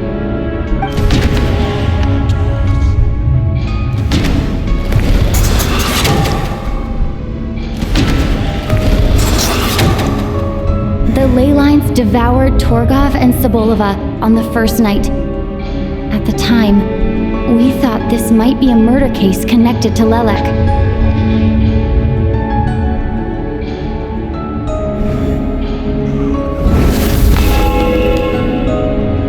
Odette and I spoke a lot that night. 3 people were on watch, but in the morning, we discovered that someone had fallen victim all the same.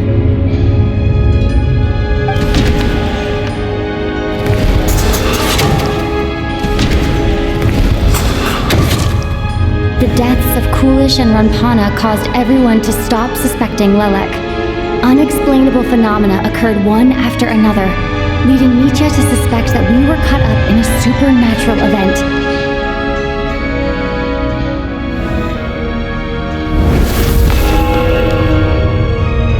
Later, we discovered that there seemed to be an extra person among us, and subsequently discovered the existence of the deceased.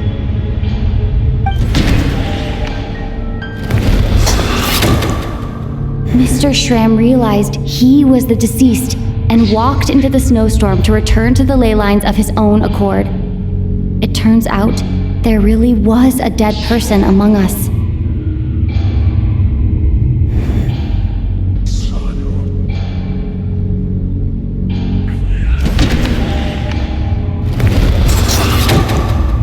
We thought it was all over, but Mr. Valeri's death was a rude awakening for everyone.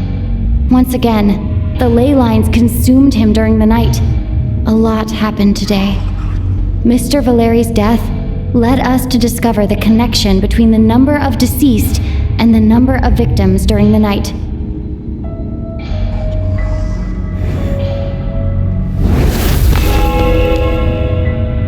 The fact that there was more than one deceased seemed to bring us back to square one. Odette revealed some information she had been keeping to herself.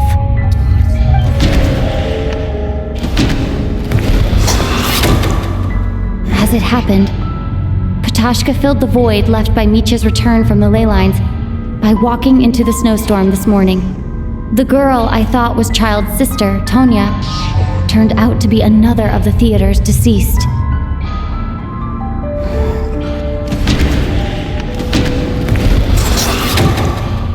Vodyanitsa was swallowed by the ley lines in her sleep, but the requiem she sang before falling asleep was quite a game changer. Come to think of it, Patashka was about to walk into the snowstorm at that time, and Renova, unaware that Micha would return, was concerned that her soul would overflow from the ley lines. That's why she used Alosha's voice to try and persuade her to stay behind. Looking back, I suppose that was an early slip-up on her part.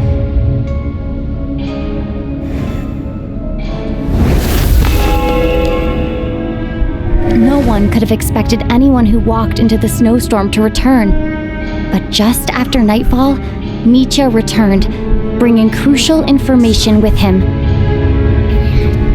Various truths began to surface, including that all of us were already dead, and that the ruler of death was here among us.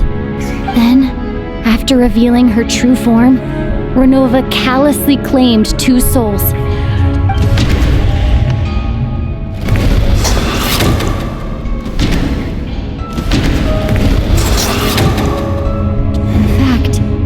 Everyone was already dead by the time we took the photo. And in the days since, we've experienced now.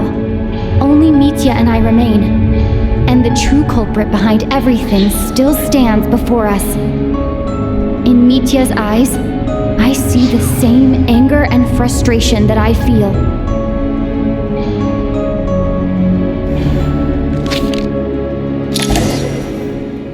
That covers everything. It's all clear now. Your work isn't finished here yet, is it?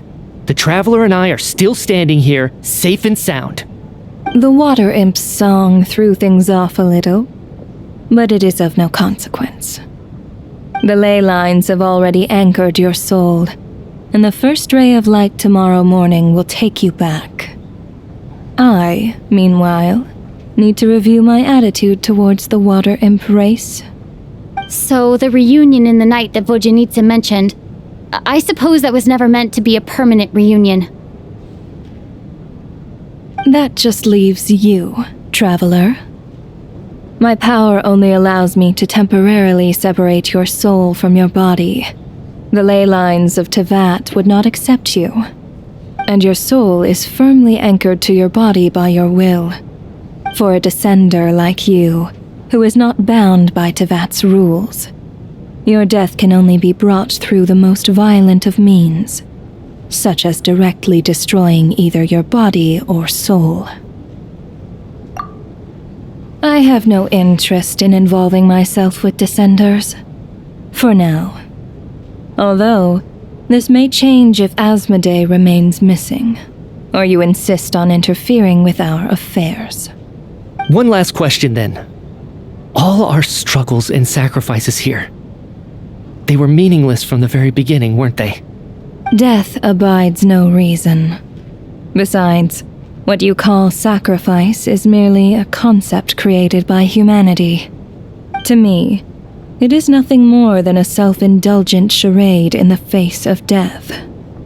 Mere mortals fantasizing that their actions could reclaim something from my grasp. A truly laughable idea.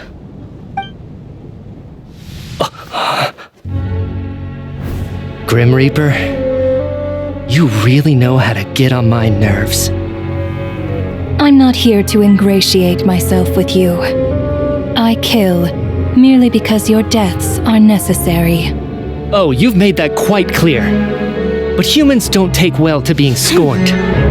Not even by the gods.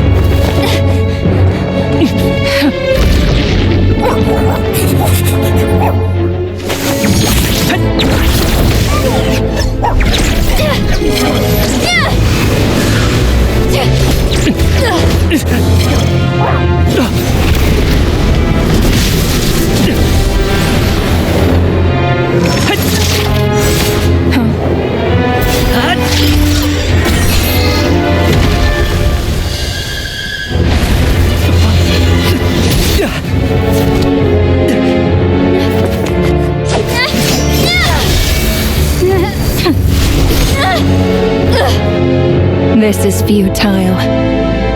You must know that you are powerless against me in my own domain. I suggest that you save your strength. For what? Maybe we can't change it. But if nothing else, we can at least teach you to have some respect for the dead. Audacious.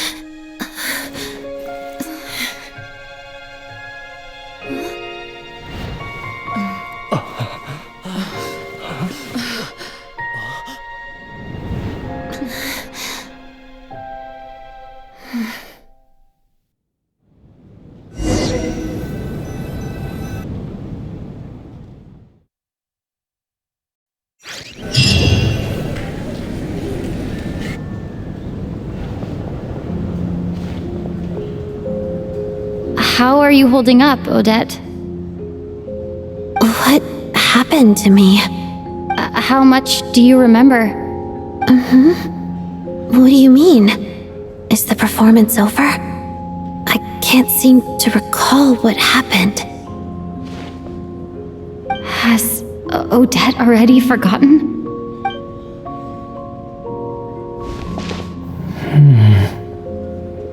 Mitya?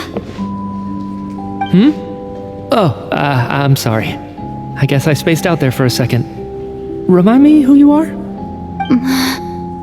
Don't you remember anything?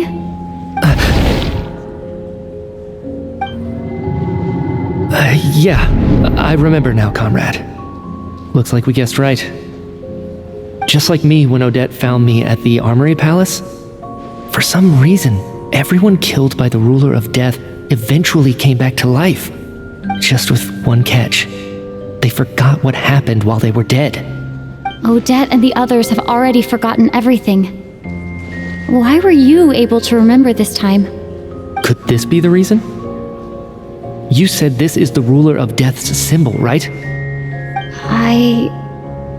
I don't see anything there. You don't? Huh. Okay, I guess that makes sense. I carved this into my hand in the afterlife, so it's not visible in the physical world.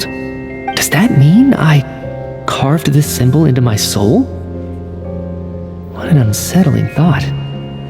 Still, at least I get to remember what happened. I suppose it's a blessing in disguise. What about you, though? The Ruler of Death mentioned that you're a descender? Is that why you can remember? A full explanation would get complicated very quickly, but that's essentially it. Well then, now that it's all over, let's figure out what we've learned.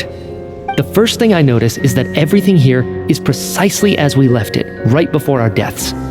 This confirms that time passes differently in the afterlife than in the real world. They say that right before death, time slows down and your whole life flashes before your eyes. That must be how you know you have one foot in the afterlife by that point. Anyway, clearly the few days we spend in the afterlife probably only amounted to a few short minutes in the real world. This also aligns with previous reports of widespread temporary memory loss among the Armory Palace personnel. Now it seems likely that those were all brief deaths caused by the Grim Reaper's so-called curse of death. To those unaware of the truth, dying and coming back to life must feel similar to a short bout of catatonia.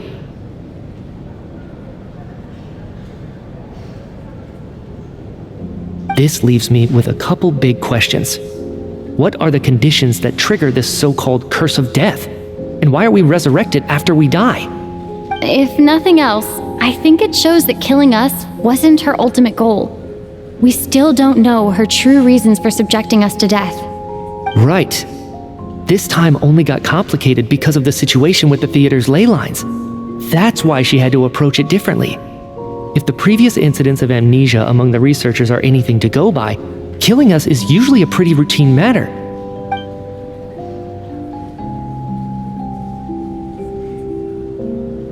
Come to think of it, wasn't I about to note something down before I died? I can't remember what it was, but I think it was something related to my research project. Sorry, Traveler. I'll catch up with you again later. Right now, I have to make a trip back to the Armory Palace. Ma'am, if I may, no one of your description has ever shown up in my investigations into Mr. Mitia's friends. Yet, you two seem very familiar with each other. Could you perhaps tell me where he was in such a rush to get to? And, by the way, have we ever crossed paths? Forgive the presumptuousness, but I feel a vague and indescribable sense of familiarity about you. I can explain everything. Could you help me gather everyone in the theater in one place?